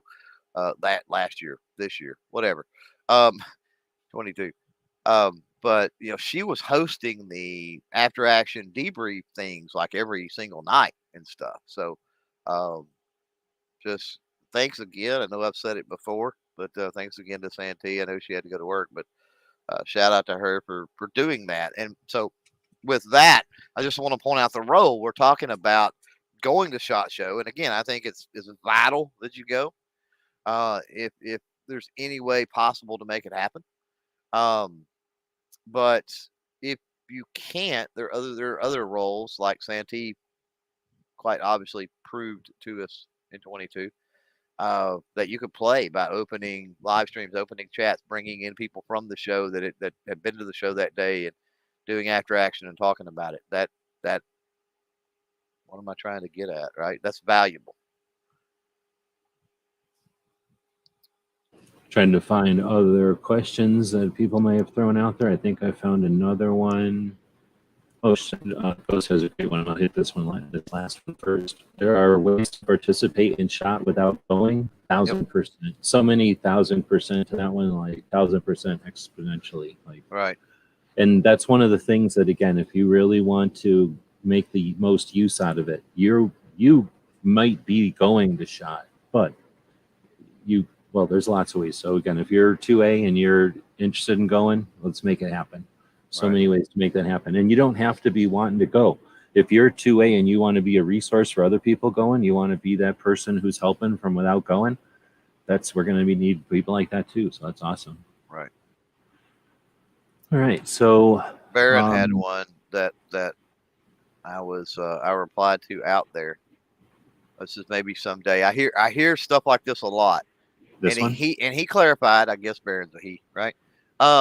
Says maybe someday I'll go to SHOT show, but at the moment, it has no benefit for me, and I need the money for other projects. So he explained down below the process of buying a house, yada yada. Okay, I get it. The problem is the before the and. The after and, totally plausible. I understand, but I hear it a lot that people have never been, and they go, "Oh, I just don't see how it's a benefit for me." Well, if you've never been, you have no clue, and that's part of what these conversations moving forward, and honestly, we've been doing this for years, talking about it, are designed to do, is to let you know that there is massive opportunity there, especially depending on how you tailor and you work the show. And again, it is vital, it is pivotal, it is. I mean, I can't stress it enough. So the after the and, I get it. I get things happen, and that's, yeah. I don't want you to pass. Wouldn't want anybody to pass on, buying a house and things that affect their life directly. I get it, but yeah, don't make the assumption that, because there are people that have gone, especially big gun tubers, that will talk smack about SHOT Show. And for the life of me, I don't know why they do. They've benefited from it so much over the years. They continue to benefit from it, even if they only show up for a day or two for some photo ops. But yet they'll tell other people, "Oh, it was crap. It ain't worth going. This, that, and the other." For a small creator, and by small I mean especially under 100,000 subscribers, it's major. It's major. And if you have any doubts about that or how you should tailor your approach for SHOT Show when you go, when you finally are able to make it and that sort of thing, It's what G-Webs and I and Ghost out there and so many others like. Get with us. We'll walk through what your goals are, and we'll try to get you an idea of how your strategy, in other words, for attacking the show. But I can promise you that you will see benefit if you're willing to put in the work. You're willing to get out there. You're willing to make that commitment. I can promise you, you will see an ROI on it without a doubt. So that was Santee, and then Ghost saying, "Shot is something you have to go to for a few years to really catch your groove on how to operate and work it." And it's frustrating because with the capability of folks in 2022 and the awareness of the event, the curve or the barriers to entry or whatever the words are, Yeah. are changing. But at the same time, I'm just going to keep saying exploiters because I don't know what else to call people that don't give a shit and will exploit you. So there's that. And even though things are changing in this and that, there's still going to be people that are weird or just jerks or whatever and are just not there to help out. And they're going to adapt, I guess, to the stuff too. So, Right. So anyway, I guess what I'm saying is, yes, I agree with that. You have to go for a couple of years. Don't let anyone give you a bunch of shortcuts, I guess. Although at the same time, if you're doing this for 2A, I'll give you real shortcuts. Like, because there's things that actually are shortcuts, but most of the time when people are, I don't know, trying to, like you're saying, suggest that there's a problem with it or that it's so good or whatever, there's usually some other weird personal agenda to it. Right. But I don't know how many years you think before you get it, even in 2022. It's so difficult You to don't. think. You It guys got it morphs. so much faster than everybody else. But then you already knew what you were doing going into it, and you had a reason to get into it. Well, and the willingness and the How many motivation. people? How many people? I'm just because I don't even know. How many people have you paid attention to in the peripheral, or paying attention to them, or inconsequentially started with you and are gone, and either went a year, two, Yeah. 3. I'm going to use StreamYard, or no, Gunstreamer. I'm being a dick, but I'm going to use Gunstreamer. You've been around before them. You've seen them come and go, and they were valid and are valid. I don't want to be a dick. They're valid. They just have They had massive opportunities. Massive opportunities. and they're still. I mean, they're still there. So I don't want to jinx nothing. I'm not saying shit. I really like the concept, and I like the people, and I hope it goes great. But realistically, you've seen it come and go. So I'm just using that as something many people might know as an example of what I'm alluding to. Because I don't mean like I'm not picking on some asshole who I don't like or something. I'm talking like in general. How many people are you aware of that? In your you say 8 years? How many years have you been going? To what? Shot? Since 18. So 5 years. Yeah, since 18. So in that time, I mean, you anybody who's going to start going, I didn't go for the year that it didn't exist. I don't want to hear that anymore. Fuck that. But if you were existing and you got pissed that it didn't happen, you went. Going for 5 years. Equivalent of going. You've been paying attention to it for the whole time. So everybody's counting that as another show. Like I'm not going to start going, I went for 17 years because that year didn't exist. We would have been there that year. We all paid attention. We all went to the virtual one. You know what I mean? Like I'm not going to do weird SHOT Show math because they decided to not do it one year. Right. But anyway, so of the time you've been going, is there any way to know? Maybe if it's just a percentage. I mean, you probably don't know how many people, but have you witnessed that, or am I just crazy? Oh yeah, no, absolutely, no, absolutely, yeah, absolutely. And I'll tell you why that is. Ghost can back me up. We get him on a panel. Well, did you answer? Do you know like how many? Like, is it a percentage? Is it like dozens? Is it 10, or is it 1 or 2, or is it like 100?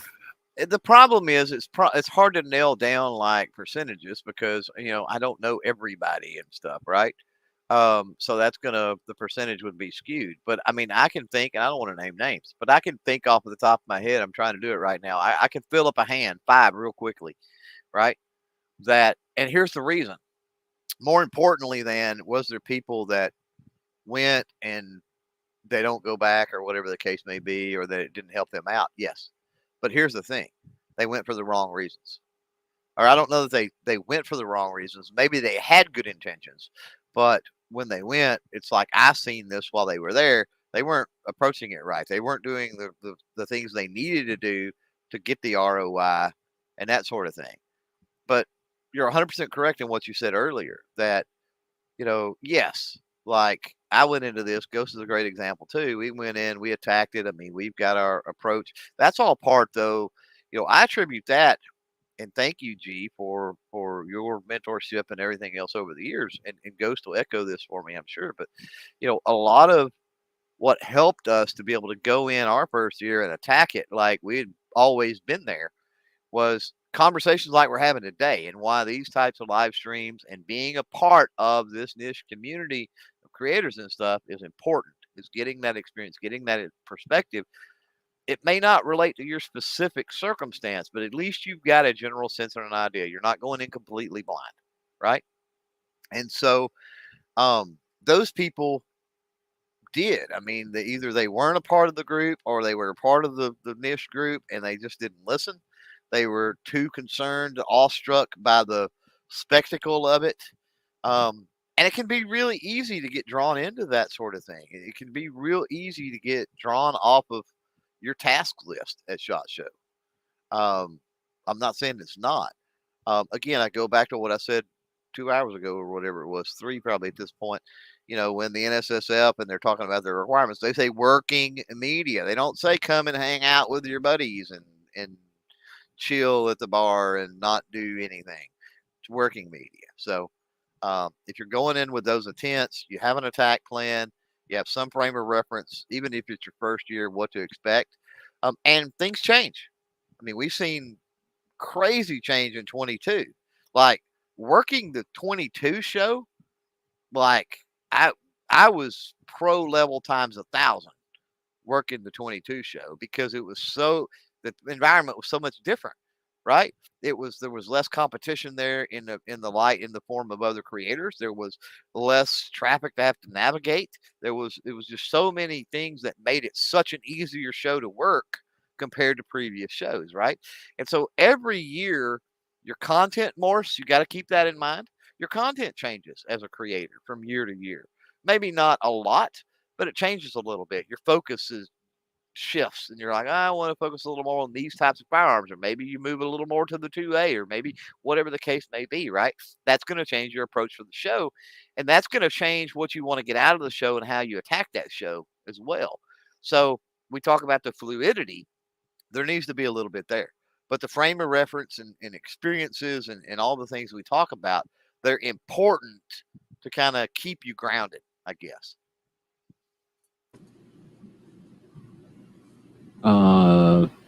Did you say, short answer, how many years you think in 2022 to get your groove at SHOT? 2? I think I'd already had my groove.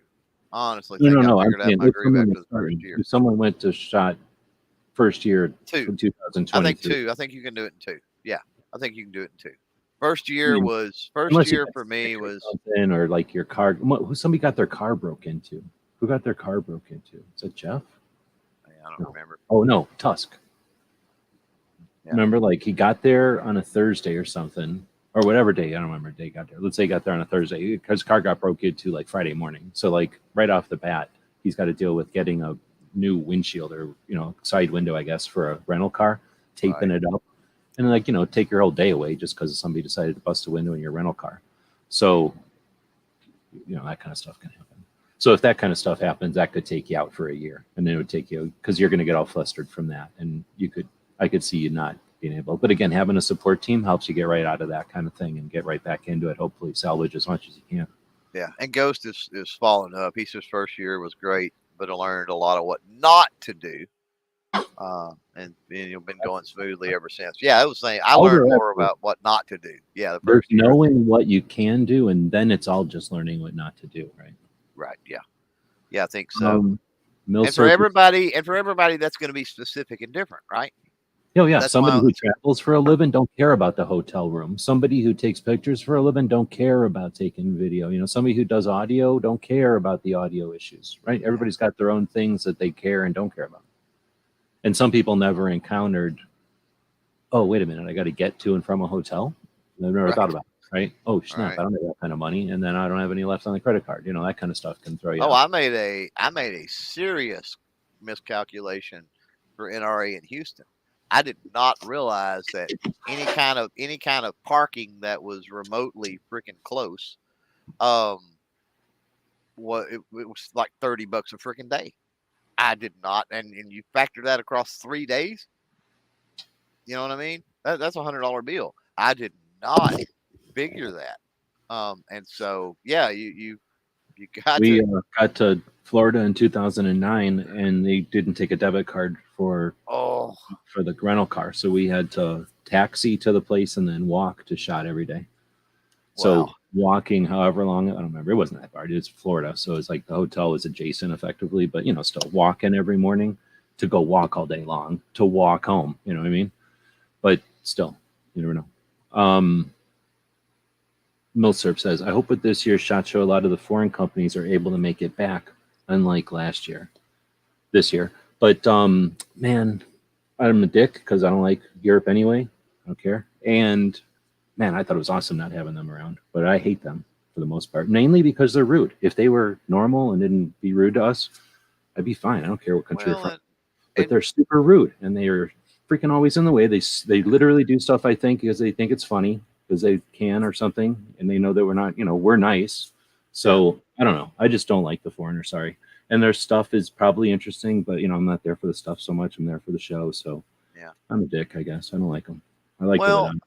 I don't know. When I think foreign companies, I mean I don't know. It kind of depends on who you're talking about, right? I guess I don't I guess really. I'm thinking Milsurp Duo is talking about those yellow people in the middle. If they weren't there, somebody cool could come upstairs. I'm just saying. Yeah. Those yellow booths. I mean, they're neat. They're like some optics and some barrels or something. That one guy has AK sometimes.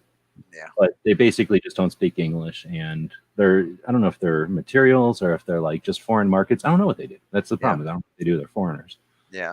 But a lot of I times, haven't. and it's not the foreigners. They're not the ones that are the rude ones. It's the foreign Right. press. They're the worst. Horrible people. Yeah. They're rude and they're just mean and they're like obnoxious. There's everything bad about anything you've ever seen is from the foreign people. At least my bad experiences are almost always from the foreign people at SHOT Show. Yeah. They I guess I never noticed that really. I didn't even notice that last year. But here's the thing too. Well, it got way less. Nothing happened last year. So you're right with, if they don't speak English, if they don't have, I mean, I walk in as, Texan, redneck, whatever, you know, so it's a matter of feeling comfortable with who you're talking to and whatever. And so a lot of the foreign stuff, because they're in a different world. I get it. Um, so I mean, I don't do a lot with those,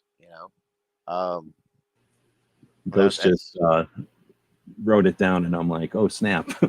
When I meant the yellow people, I meant there's like a shit ton of booths that have yellow signs and yellow banners. Yeah, I knew what you meant. Yeah, I knew what you meant. Yeah, I didn't even think that sounded pretty bad. So yeah, all the international shit at SHOT Show has this yellow crap going on around it, and it always has. So I always call it the yellow area, and I didn't even think about the derogatory connotation. right. I didn't even think about it. So sorry about that. Yeah, not a Born in the USA reference there. No, it's just this horrible section. That's basically what, next to the one stairs, kind of right in the middle of where Colt or somebody could be. And then, like I said, they just have a bunch of weird optics and some weird wooden things, and But nobody goes in there. And Ghost makes a good point. He said Rogue's first year was 22. And granted, 22 was a cush year for anybody that cut their teeth in 22. It's like, it's going to be interesting to see. I want to see their after action for 23. But he said Rogue, his first year was this year. He hung with him the first day to get his bearings, and he was on his own the rest of the week, and he did great. Another benefit I think to that Ghost is Rogue also, we stayed in the same place, so we had after action and all of that going on as well. So again, I get back to that support structure, being a part of the community, all that kind of stuff. And you're absolutely right. I mean, just being able to tell somebody sometimes for a half a day if you're new, get with somebody that works the floor. Now be ready to hit the floor running, because that's what it's gonna take. If you're tailing me, because I'm elbows and buttholes. But I mean, tell somebody for a half a day, if that's what you need to do to just try to get you, that's kind of like a primer. You know what I mean? If you kind of like drafting with racing or something almost, right? If you tell somebody that's done it, that's comfortable with it, then you kind of take on those traits, I think, or you can, right? You're with somebody that's comfortable and confident. And so some of that can bleed off with you as well. And I think that could be beneficial for a first timer. Ghost is saying Rogue's first year was this year. He hung out with Ghost, and then for like a day, right? So he says the first day he was on his own the rest of the week and did great. So I didn't really talk to Rogue, but it sounds like he did fine digging in. Oh yeah, he got massive ROI, massive ROI. I won't tell his business obviously, but he got massive ROI from 22 shot, no doubt. So budget is staying with us this year. That's a great thing that Ghost is bringing up. So we got a first timer this year that is staying with us as well. So hold on. So Rogue, I didn't get to talk to him last year. So you're saying he did okay. I was asking, where did he get his insight? Was he asking a lot of questions? People know him, or was he watching other stuff, or did he listen to you guys, or how did he get his? Do you know? He was listening to some other people too, but I would honestly think it was Ghost and I, because he was listening to some other people, and then he stayed. Yeah, we've all stayed in the same place last 22. And this year, all four of you, or he's not going? Yeah, Rogue will be there. We're all three staying in the same place, and then Budget is tagging along. So four of you. Yeah. In one place. Yeah.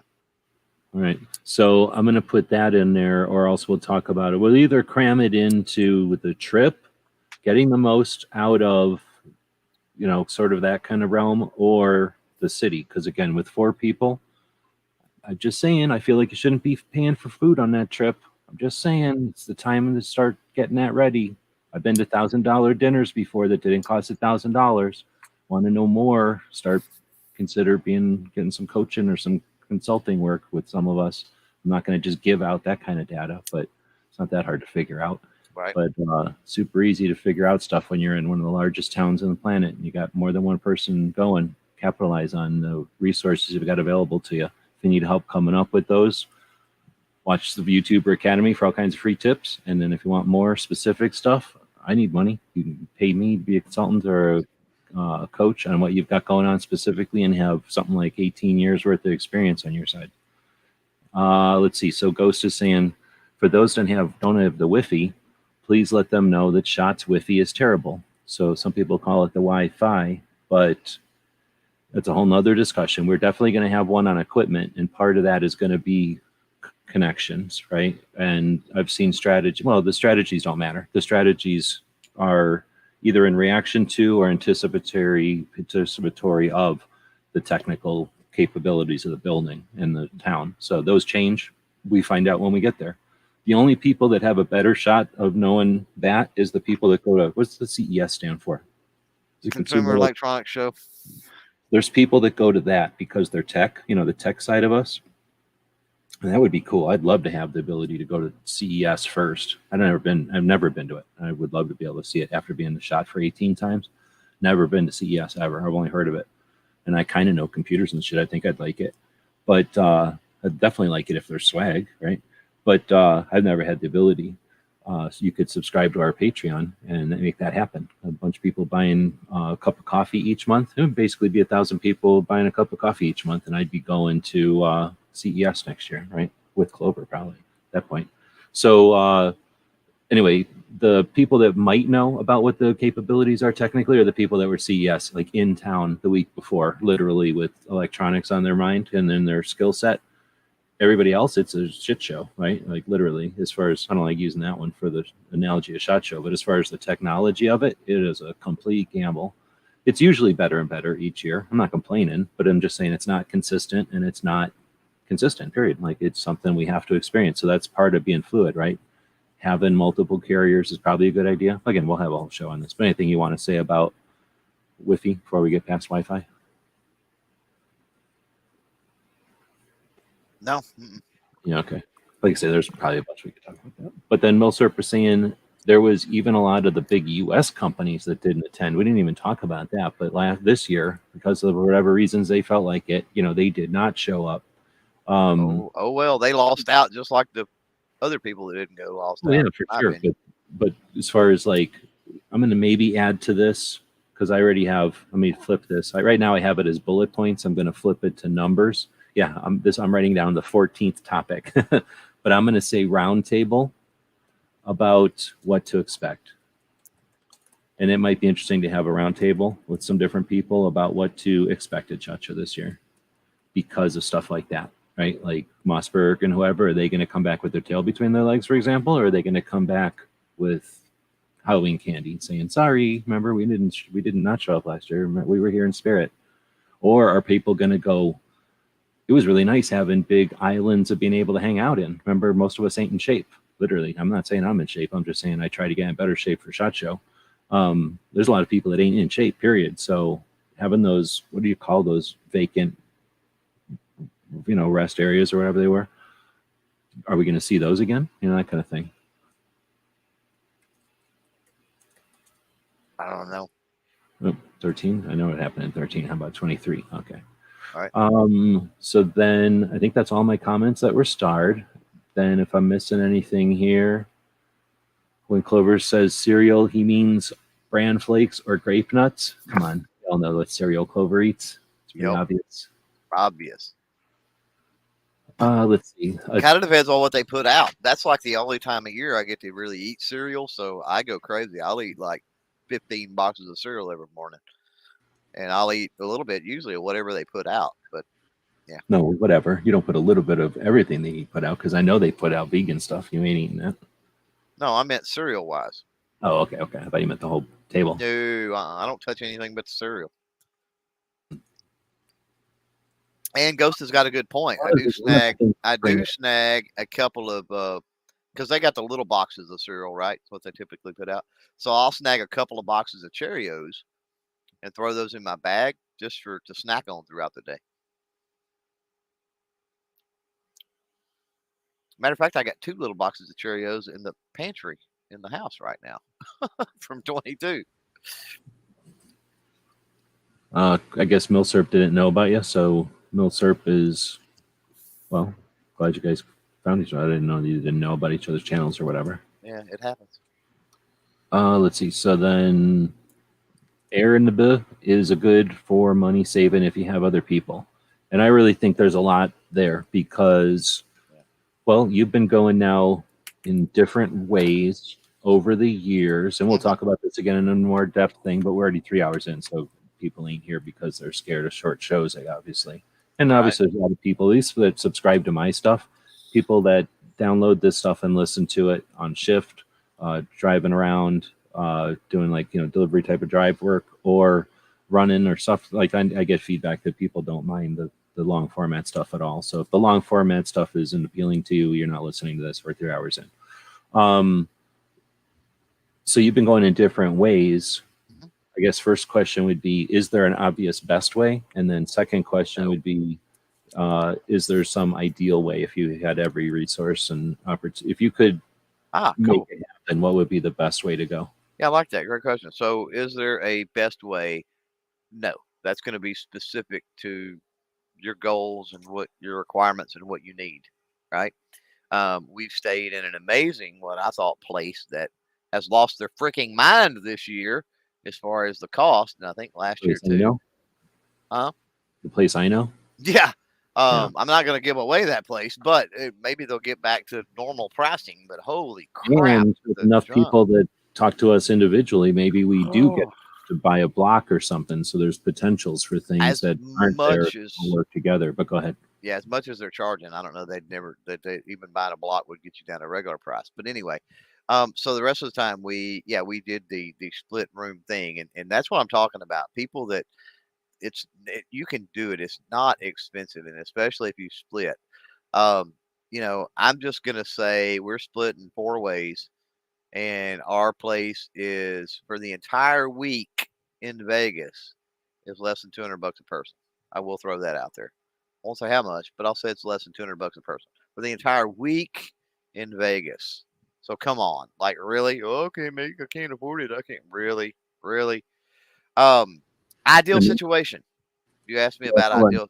think about that for a second. We'll let Clover say that once I'm going to interrupt him and go, because that's part of the thing I was kind of getting at with the whole idea of the B&B, and that's why I want to have another show on this to highlight it. But money saving is great, but there's few opportunities for adults to get together and hang out. It's effectively a hunting trip, but most people ain't hunting, and most people don't know what I'm talking about, and most maybe think of it as a camping trip. So it's a way for people to bond and understand and learn from each other and become friends at a different level than anybody or that we have anywhere else time during the year as the community or as the industry. And that's something that you can take the opportunity, or at least understand that it's an opportunity you're choosing not to be part of if you're making your decisions or when you're making your decisions. And it will save you money, but there's a bigger benefit, I think, in my 18 years of doing it every different way. Now I do it now because I'm super cheap. If I could do it different ways, I'd do it different ways. But I can do it. Like I say, I can do it for hundreds of bucks, and I don't mind, whatever. But the idea that you can gain so much more what's the word? Brotherhood? I think it's the easiest word. Sorry, ladies, but it's brotherhood, sisterhood from hanging out. Now the girls do stuff. They do gather, right? The girls in a gun. Hundreds of ladies get together in Colorado to skill build and uptrain. They're used to it, right? They've done it. But guys don't get that opportunity too often. And when we do, we end up booking into separate rooms for whatever reason, because we think it's cool or whatever. We want to be able to fart and do whatever. But bunking up, and some people in the military, I think, know what I mean right off the bat. People that have done some kind of sports, probably, I don't know. When you do sports, sometimes they probably team you up into rooms and stuff. You know, anytime you've had to do it, you probably know what I'm talking about. But if you don't, then that's what I guess I'm trying to get across. Those people that may not have had the opportunity in their life to get together with others, and it's not comfortable or fucking awesome. It sucks. Half time showers wet and everything. Everybody's been in there before. It's called comfort zone. You get out of it. You learn different things. You figure out, oh shit, you can do that with the thing. I didn't know. Oh crap, you kidding me? Like there's all kinds of stuff you end up just experiencing and getting past. Well, and the after action, the support structure, you know, we talked about that already. With their days, you get like 4 times the SHOT Show living with 4 dudes, 3 dudes, whatever. Yeah. And what if you went with 3 ladies? I'm just saying. Yeah. Right. Well, my wife will be mixed I'll take too. 3 sugar mamas. If 3 sugar mamas want to set some weird thing up where I get all my expenses paid, we could have a whole different kind of SHOT Show. Right. As far as me spending a bunch of sugar mama money on stuff. Yeah. So, you know, funding us. That's what we're talking about. 3 sugar mamas to make that happen. All right. You know, so you asked about, for me, like the optimal, or, you know, borrow, you know, no expense spared, you know, whoever company is, you know, just, I got a signed check, right? A blank check. I would stay there at the venue. I mean, I think there could be tremendous value with being able to just run upstairs, right? But while I think there could be tremendous value in that, it's extremely, when you're trying to do it yourself, it's extremely cost prohibitive. So I would say, yeah, if somebody said, hey, we got, pick the company, Smith & Wesson, huge company, right? And they're just going to give you a blank check to do what you got to do to get the SHOT Show and lodging and everything else, right? Yeah, I would want a room. Just give me a room upstairs.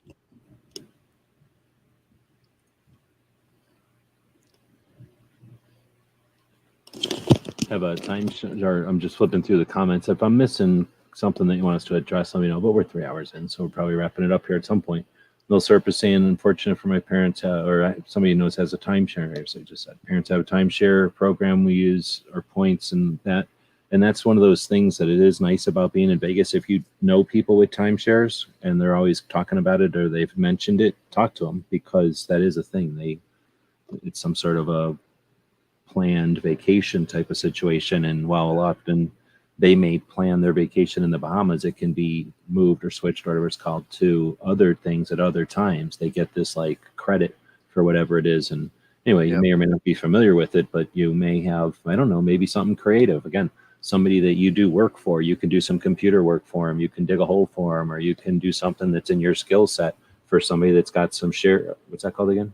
Timeshare. Yeah. Timeshare. It's room or whatever it's called, timeshare time. And that's how I've done it quite a few times, honestly. Like a bunch of people have offered timeshares to me, and I've taken them up on it, because they're typically like little apartments often, at least in Vegas. A lot of times they have a little kitchen little separate room sometimes, an office, which I dig the most, is that they give you like a table or something so you can sit at a computer. I value that the most out of anything in a hotel. In fact, I mean, I've been in some that have like office rooms and stuff that are super nice. So I've been at SHOT Show in, I wouldn't say deluxe, but most deluxe times I've ever done anything is when people lent me timeshares in Vegas. Like that's what I've done, or that's what I've experienced. And I've also experienced it in my van for $300. But let's see. So then DJ's saying, or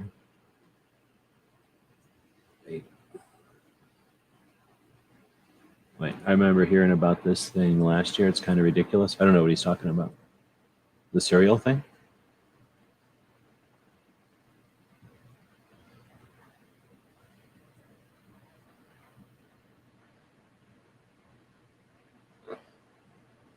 I don't know what he means. I've paneled on a bunch of lives as the I haven't been guy to riff questions. I don't know what he's saying. So something's getting misunderstood in the comments potentially? I don't know. Like, I don't know what he's getting at. I know like every year, yeah, I mean, every year we talk about this, but every year there's also lots of new people. I mean, and in the last, I've talked about that, and I know DJ probably came in late, but you know, in the last week since registration over, I can't count the number of people that have reached out to me and the calls that I've. So I mean, it needs to be known. Yeah, I mean, we've talked about this many times before, but there are still people that are hearing it for the first time. Heck, Milsurp Duo's out there and apparently has never heard me. So here you go. Can anyone stay at the resort, and is there a price that is that a great price? So it's not a resort. You guys have whatever, you're renting a house and you got 4 people in on the renting of the house, right? No, he said plus anyone can stay at the resort, and their price that week's a great price. Oh, I thought he was asking a question. Yeah, I don't know if he's. I mean, he tagged me. I don't know what he's saying. It may be where I said if I had the money to stay upstairs at SHOT, but I don't. A great price and a price I can afford is 2 different things. If that room is normally $1,000 a night and they give it to me for $200 a night, that's a great price. But the problem is $200 a night times 6 nights is $1,200, and I can split an Airbnb 4 ways for $200 for the entire week. So again, it's yeah, I get it. There's a difference between a great price and a price I can afford, and I don't know if that's where he was going with that or not. So yeah, I'm not disputing. You can get room blocks and stuff and make it happen. You absolutely can, but that's still way out of my price range. I mean, at that point, I do not get an ROI on going to SHOT Show, unfortunately. Well, and that might be something that we can at least offer some strategies perhaps on how to, I mean, I got 18 experiences, but I've never been like, here's a budget. And then, well, I guess maybe a long time ago, I could say, here's my budget and here's what I'm going with. And was it worth it and all that? But, because that would be something we'd be better off with that skill set. Right now, here's what we got. And I don't know if we're wrapping it up or just talking into a different realm here. So if we've got a bunch of people that go attend this thing, we've got NSSF putting it on, we've got the industry trying to do their thing, and then media, you know, all on their individual things. I've been interested in, I've seen the potential for, and then I've efforted towards, you know, making it happen, that media does more than just attend as a bunch of separate entities, right? The same way that, I don't know what a great analogy would be, but, you know, there's ways that people could work together to champion each other's strengths and weaknesses to each accomplish more. My thing has always been teamwork is together each accomplishes more. So if you've got people that are great at video editing, why are they walking around with a camera? Why did they buy a camera? And why are they spending their time filming when they'd rather be sitting down video editing? Now, there are entities that over the years will hire a person to do this and a person to do that, and then come up with a strategy and then put the people to work. What happens when that happens? Unless you've got some kind of dedicated, passionate people, those are people that want to make money and they want to be on the clock and they have some interest in getting the job done, but they also want to fart around and they also want to go see the show and they got their other things to do. So they're going to do what they can do, but they're not passionate. That's not what they can digital edit, for example. They can run a camera, but they'd rather be looking at knives. Now they're in the show. They want to go look at boots or whatever. Now they're in the show. I want to go eat a hot dog, right? Oh, I'm in the show. Now my foot hurts. I didn't know it'd be this much walking. You know what I mean? It's different when you're getting paid to be there. And even if you're good at it, doesn't mean you want to be there and you're going to do it passionately. Now, on the other hand, there's people that are like, you mean I could sit upstairs at SHOT Show in the media room, button elbows with other writers as they sit on their laptops? Because writers, here's how they do it. They go downstairs and they talk to one person. They come upstairs and they write something about it. And they can do that 12 times for the entire SHOT Show and they're done. It's literally that easy to be a writer. And then people say how great they are. So, and everybody asks them how their opinions on shit and whatever. All they did is fart around 12 times, did 12 things. And then the whole rest of the time they're sitting there telling about everybody how great they are and how they used to be. So you could be hanging out with those people, understanding how awesome it is to hang out with them while you're video editing your passion on a computer that's awesome, or you bring your own computer or some version of how awesome this fantasy can be. Yeah, that could totally happen. And think of how productive that person would be working with somebody whose passion is to be videotaping all kinds of stuff, right? And whose passion is to be doing this. And you get 3 or 4 people you really need together, and then they create tons of actually interesting stuff. Like that would be neat to see the media accomplish. And I don't think NSSF's job is to do that, but they're not preventing it. It can certainly be done with the facilities and with the resources we've got there. And, all it takes is somebody going, hey, does anybody want to work together? Like, what do you got to offer? Right ahead of time so that people understand that that's a role they'll play. And it doesn't have to be your 100% thing either. If you're there for 8 hours, you could say, hey, I'll sit down for 2 hours and help. And then somebody could schedule 8 hours worth of people doing that, right? What would that accomplish? And what if, like DJ wanted to have it be on ADA? What if it was on 2A stuff? Let's milk everything 2A we can possibly get out of there in the best possible way forward. But instead of one person having to devote time away from their project, everybody takes 2 hours away from their projects, and together we create 32 hours worth of excellent effort with focused like skill set in the areas of people as well, and something comes out of that. Who could accomplish that? One of the national level organizations that are there in spirit, have tons of money and no understanding of how to use it. I shouldn't say no understanding, but how little it would cost to accomplish that. It's dangling there as low-hanging fruit. And I'm just thinking about how to do 2A. What if it was awareness of child safety and the success, everything that I don't like about Project Child Safe? Like, how awesome would it be if all the range people got together and talked about the success of child, the lack of accidents due to the success of awareness of gun safety over the years? What if everything of that was pulled out of SHOT Show? It could literally be hours and hours of content. Would hours of content focus in all different ways on how successful we've already been at reducing childhood accidents? What would that offer people like DC Project, who would love to message that, but they don't have it in front of them? Is it their task to go figure it out? Or is it someone who's interested and able, is it something that we can present, we can pull out of? Imagine if someone just went around and said to everybody at SHOT Show, or at least as many people as they could in a day, some question like, what's gun safety mean to you? Or something like that, some interesting question. So I'm just throwing stuff out there to be outside the box, but that's the kind of stuff that can happen. And you don't have to be a SHOT Show to be 90% of that project. All you need is 2 or 3 people that are willing to throw 2 hours into it. Somebody could literally do some of the stuff I have in mind without even setting foot on the SHOT Show floor. Just getting a 2-hour agreement from a bunch of people to effort in some way. And how hard would that be? And would that unify those? Let's say it took 16 people to create 30 hours worth of content. Those 16 people going to appreciate that relationship? Is something going to happen there? How hard would it get to sponsor or to support 16 people? Would they give you 2 hours of their time if you could give them each $100? How much is it? Is it $1,600 or $16,000 to give 100 people $100? I guess that's $10,000.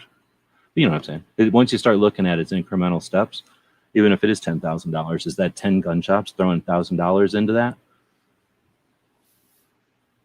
Right.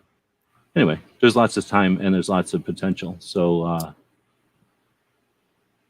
guess I spun off into what I'd like to see, people take advantage, think outside the box, and do more than just be free marketing. Because that's the potential, I guess, is to show up and just be a bunch of free marketing that you paid to get there, you paid to use the camera, you wore out your channel marketing, and then you disappear, and they got some free videos that'll exist because usually people don't delete their channel when they disappear.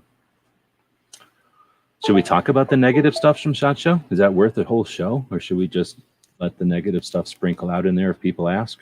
I would just let it sprinkle out. Let it sprinkle out, because the negative, I mean, the benefits far outweigh any of the negative. I mean, I don't know how many fold. But I wouldn't say like, here's the one pitfall. If there was like 6 pitfalls, I could go, let's do a show on the 6 pitfalls. I mean, other than like gluttony and ignorance and envy and all that crap, the regular things that you have to watch out for in life. Like, I can't think of any, because everything's kind of specific. But I can mansplain a whole bunch of them. So you start doing something from me, I'll mansplain you all the different ways that I've seen people fail, because that's what I can do. Like, hey, there's a way to burn yourself out doing that. Do it twice, watch what'll happen. Trust 3 people with that and watch how long you stay in the game. We also get to that art antique show that runs the weekend after. Yeah, we definitely are going to have a thing about both things that happen around, and one of them is the longest running gun show in Nevada, which is the antique arms show that happens concurrently, or whatever you call it. And that's another thing. It happens the weekend after usually, so it's sort of like, I think it's concurrently.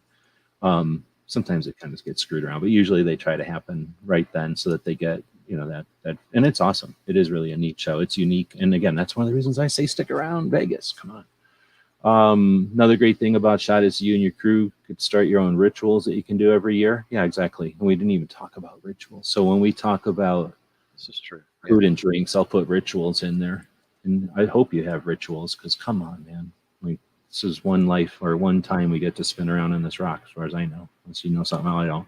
So have some fun. Roy's out there. He must have been hiding. That's the first time I've seen him say anything.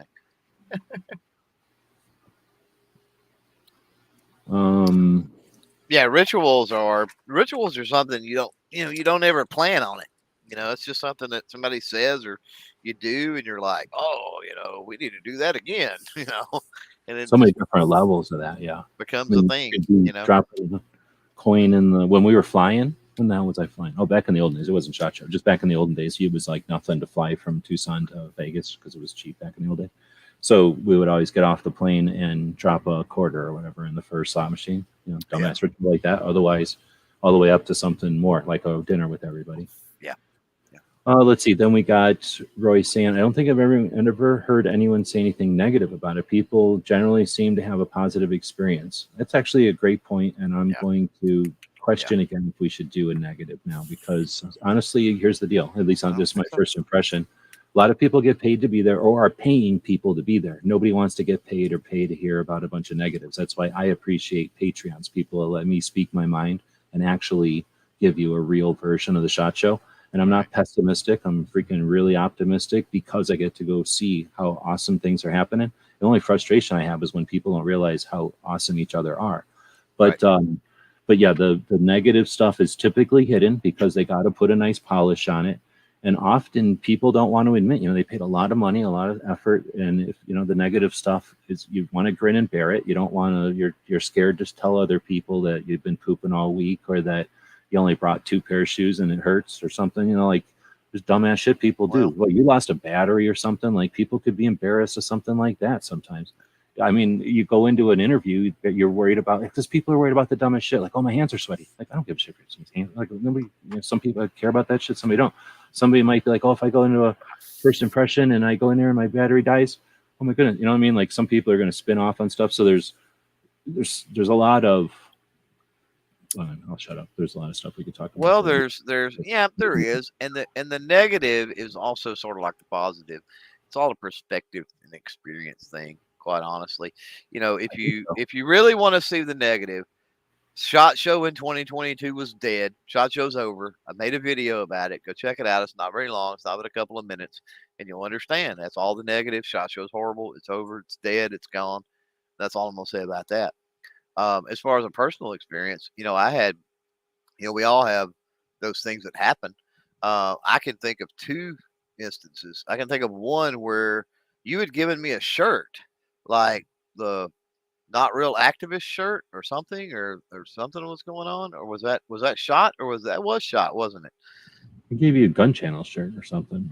You gave me a shirt. It wasn't a Gun Channels, because I've got a Gun Channel shirt. It was some kind of shirt, and and I lost it. I don't know where the heck it went. I swear to this day, somebody like opened my bag and stole it out because I don't know. But another thing, more pressing really than that, was I don't remember if it was the first SHOT Show or the second. It almost would have had to been the first. But I had one charging cable for my phone, and I lost it, like flat lost it. Now, luckily, we were staying at the hotel that shall not be named, and which was literally like right across the parking lot from a Walmart. But that didn't help me at the show, when I needed to charge my phone and get back in the game. But here's the thing about the camaraderie amongst the vast majority of creators and colleagues, people in the media room, is I just walked around the media room like, hey, you got a cable for this? You got a cable? Got a cable? And I finally found somebody that had an extra cable, you know.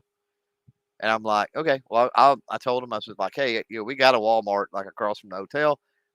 I'll get one tonight, so I'll give you this back. You're going to be, in the media room, at the end of the show. Oh yeah, and I'm, okay. Well, had no problem finding one. I mean, I had a little problem. I had to ask quite a few people. Somebody had the right phone or whatever, but outside of that, but I mean, was that a negative experience? I mean, it could be that, oh, it's a negative experience because I lost the cable to my phone. But to me, it was a positive experience, and this is where I get into the perspective thing. It was a positive experience because I just asked people in the media room, and somebody helped me out.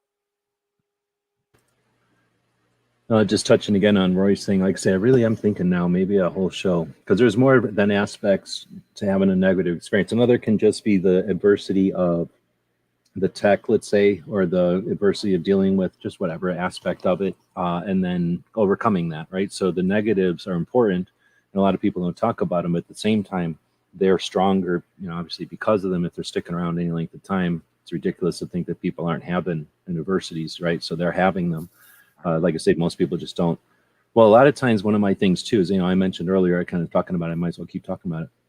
I run my channel with intent. I'm trying to do things with my channel. I don't say I have nothing else to do to fart around on YouTube all day, right? I'm trying to put things on the internet that don't necessarily exist because they're not going to be the things that, need to be on the internet. Like some of the stuff is interesting to some people, and some of it, feel like it's necessary to be there so that we don't, we all know that it's happened, or this is the way it was, or here's the people that were involved, that kind of stuff. So what was I getting at? That if people are, oh crap, I don't know where I was going with that. I don't know. Yeah, but anyway, so I think putting the negative stuff up there is useful because, again, how people deal with it and how they're able to learn from whatever failures they've got is how we get stronger. I guess what I was getting at. I don't know how I was getting in that other side. Right. Yeah, I didn't think it was gonna be this long either. So, well, we got a lot done. So, I mean, thanks to everybody for the conversation and helping us kind of figure out the topics and different things that we need to discuss in depth moving forward. Yeah, I think the only thing I'm going to decide is if I'm going to even bother putting the negative, because like I say, now that I'm thinking about it, there are some things that, like I said, at first I was thinking in specific negative. I think there's probably some things to look out for. You know what I mean? To be aware of, so that you don't, they're not a surprise, and that you can put them into your plan, that kind of thing. Yeah, right. Yeah. Good hiking boots for sure. And I'm sure there'll be plenty of shows that chat about getting ready as far as that kind of stuff. We'll talk a little bit about equipment, and we'll talk about equipment. I'm sure we'll talk a little bit about footwear and that kind of stuff. Let's see. Yeah. Clover, Smeggy saying on an unrelated note, he found a gun channel shirt in some guy's bag. Doesn't even know I took it. Yeah, well, there you go. But yeah, not everybody in Vegas is your friend, so that'll happen for sure. Or that kind of stuff can happen for sure. All right, I'm sure we must have missed a couple of questions in there. People probably asked them, and then we didn't even get around to answering them until way there after they left. So 3-hour show, it's kind of pointless putting an ending on it, but we'll say thanks for tuning in. It gave us a chance to kind of thrash out at least 15, potentially 15 different directions to take a show. Guess how we can figure that out. Give us some feedback. If there's pieces of this that intrigued you and you'd like us to dig into more, I think both of us are more than willing to do it. You got anything coming up today that's live? Or come out today? Period? Not today. Nope, not today.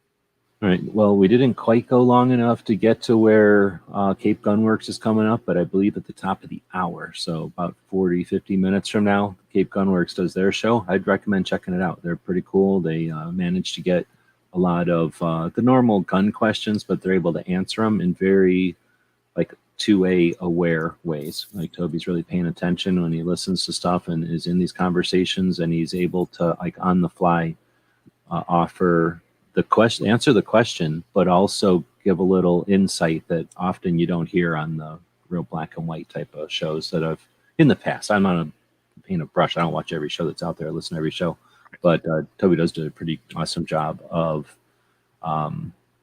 dealing with the flow of a live gun show. And that's happening in Massachusetts, while a bunch of stuff is happening politically and legally over there. Anyway, Clover doesn't have anything going on today, but he's got a bunch of interviews on the way. I know we're supposed to send people out to something. So what's the last conversation Clover had? With what? It would probably be this one at GunTuber Academy, and it's on topic. It would be how to go to SHOT Show as media for new creators. So one of the things that YouTube likes is when you leave a show to go into another YouTube show. So I'm going to recommend check out Clover's show right there. It's like another 8 minutes or something if you're looking for something to listen to. And from there, check out some of the other GunTuber Academy videos and watch those until Cape Gunworks come on. Yep, there you go. Find out a lot of stuff, answer or ask questions, and then when we do one of these again, you can get those answered. Ideally, that's our goal. Yep. All right, Sheepfires saying thanks for the discussion. Right on. Ghost said it's a complete waste of time. I understand. But guess what?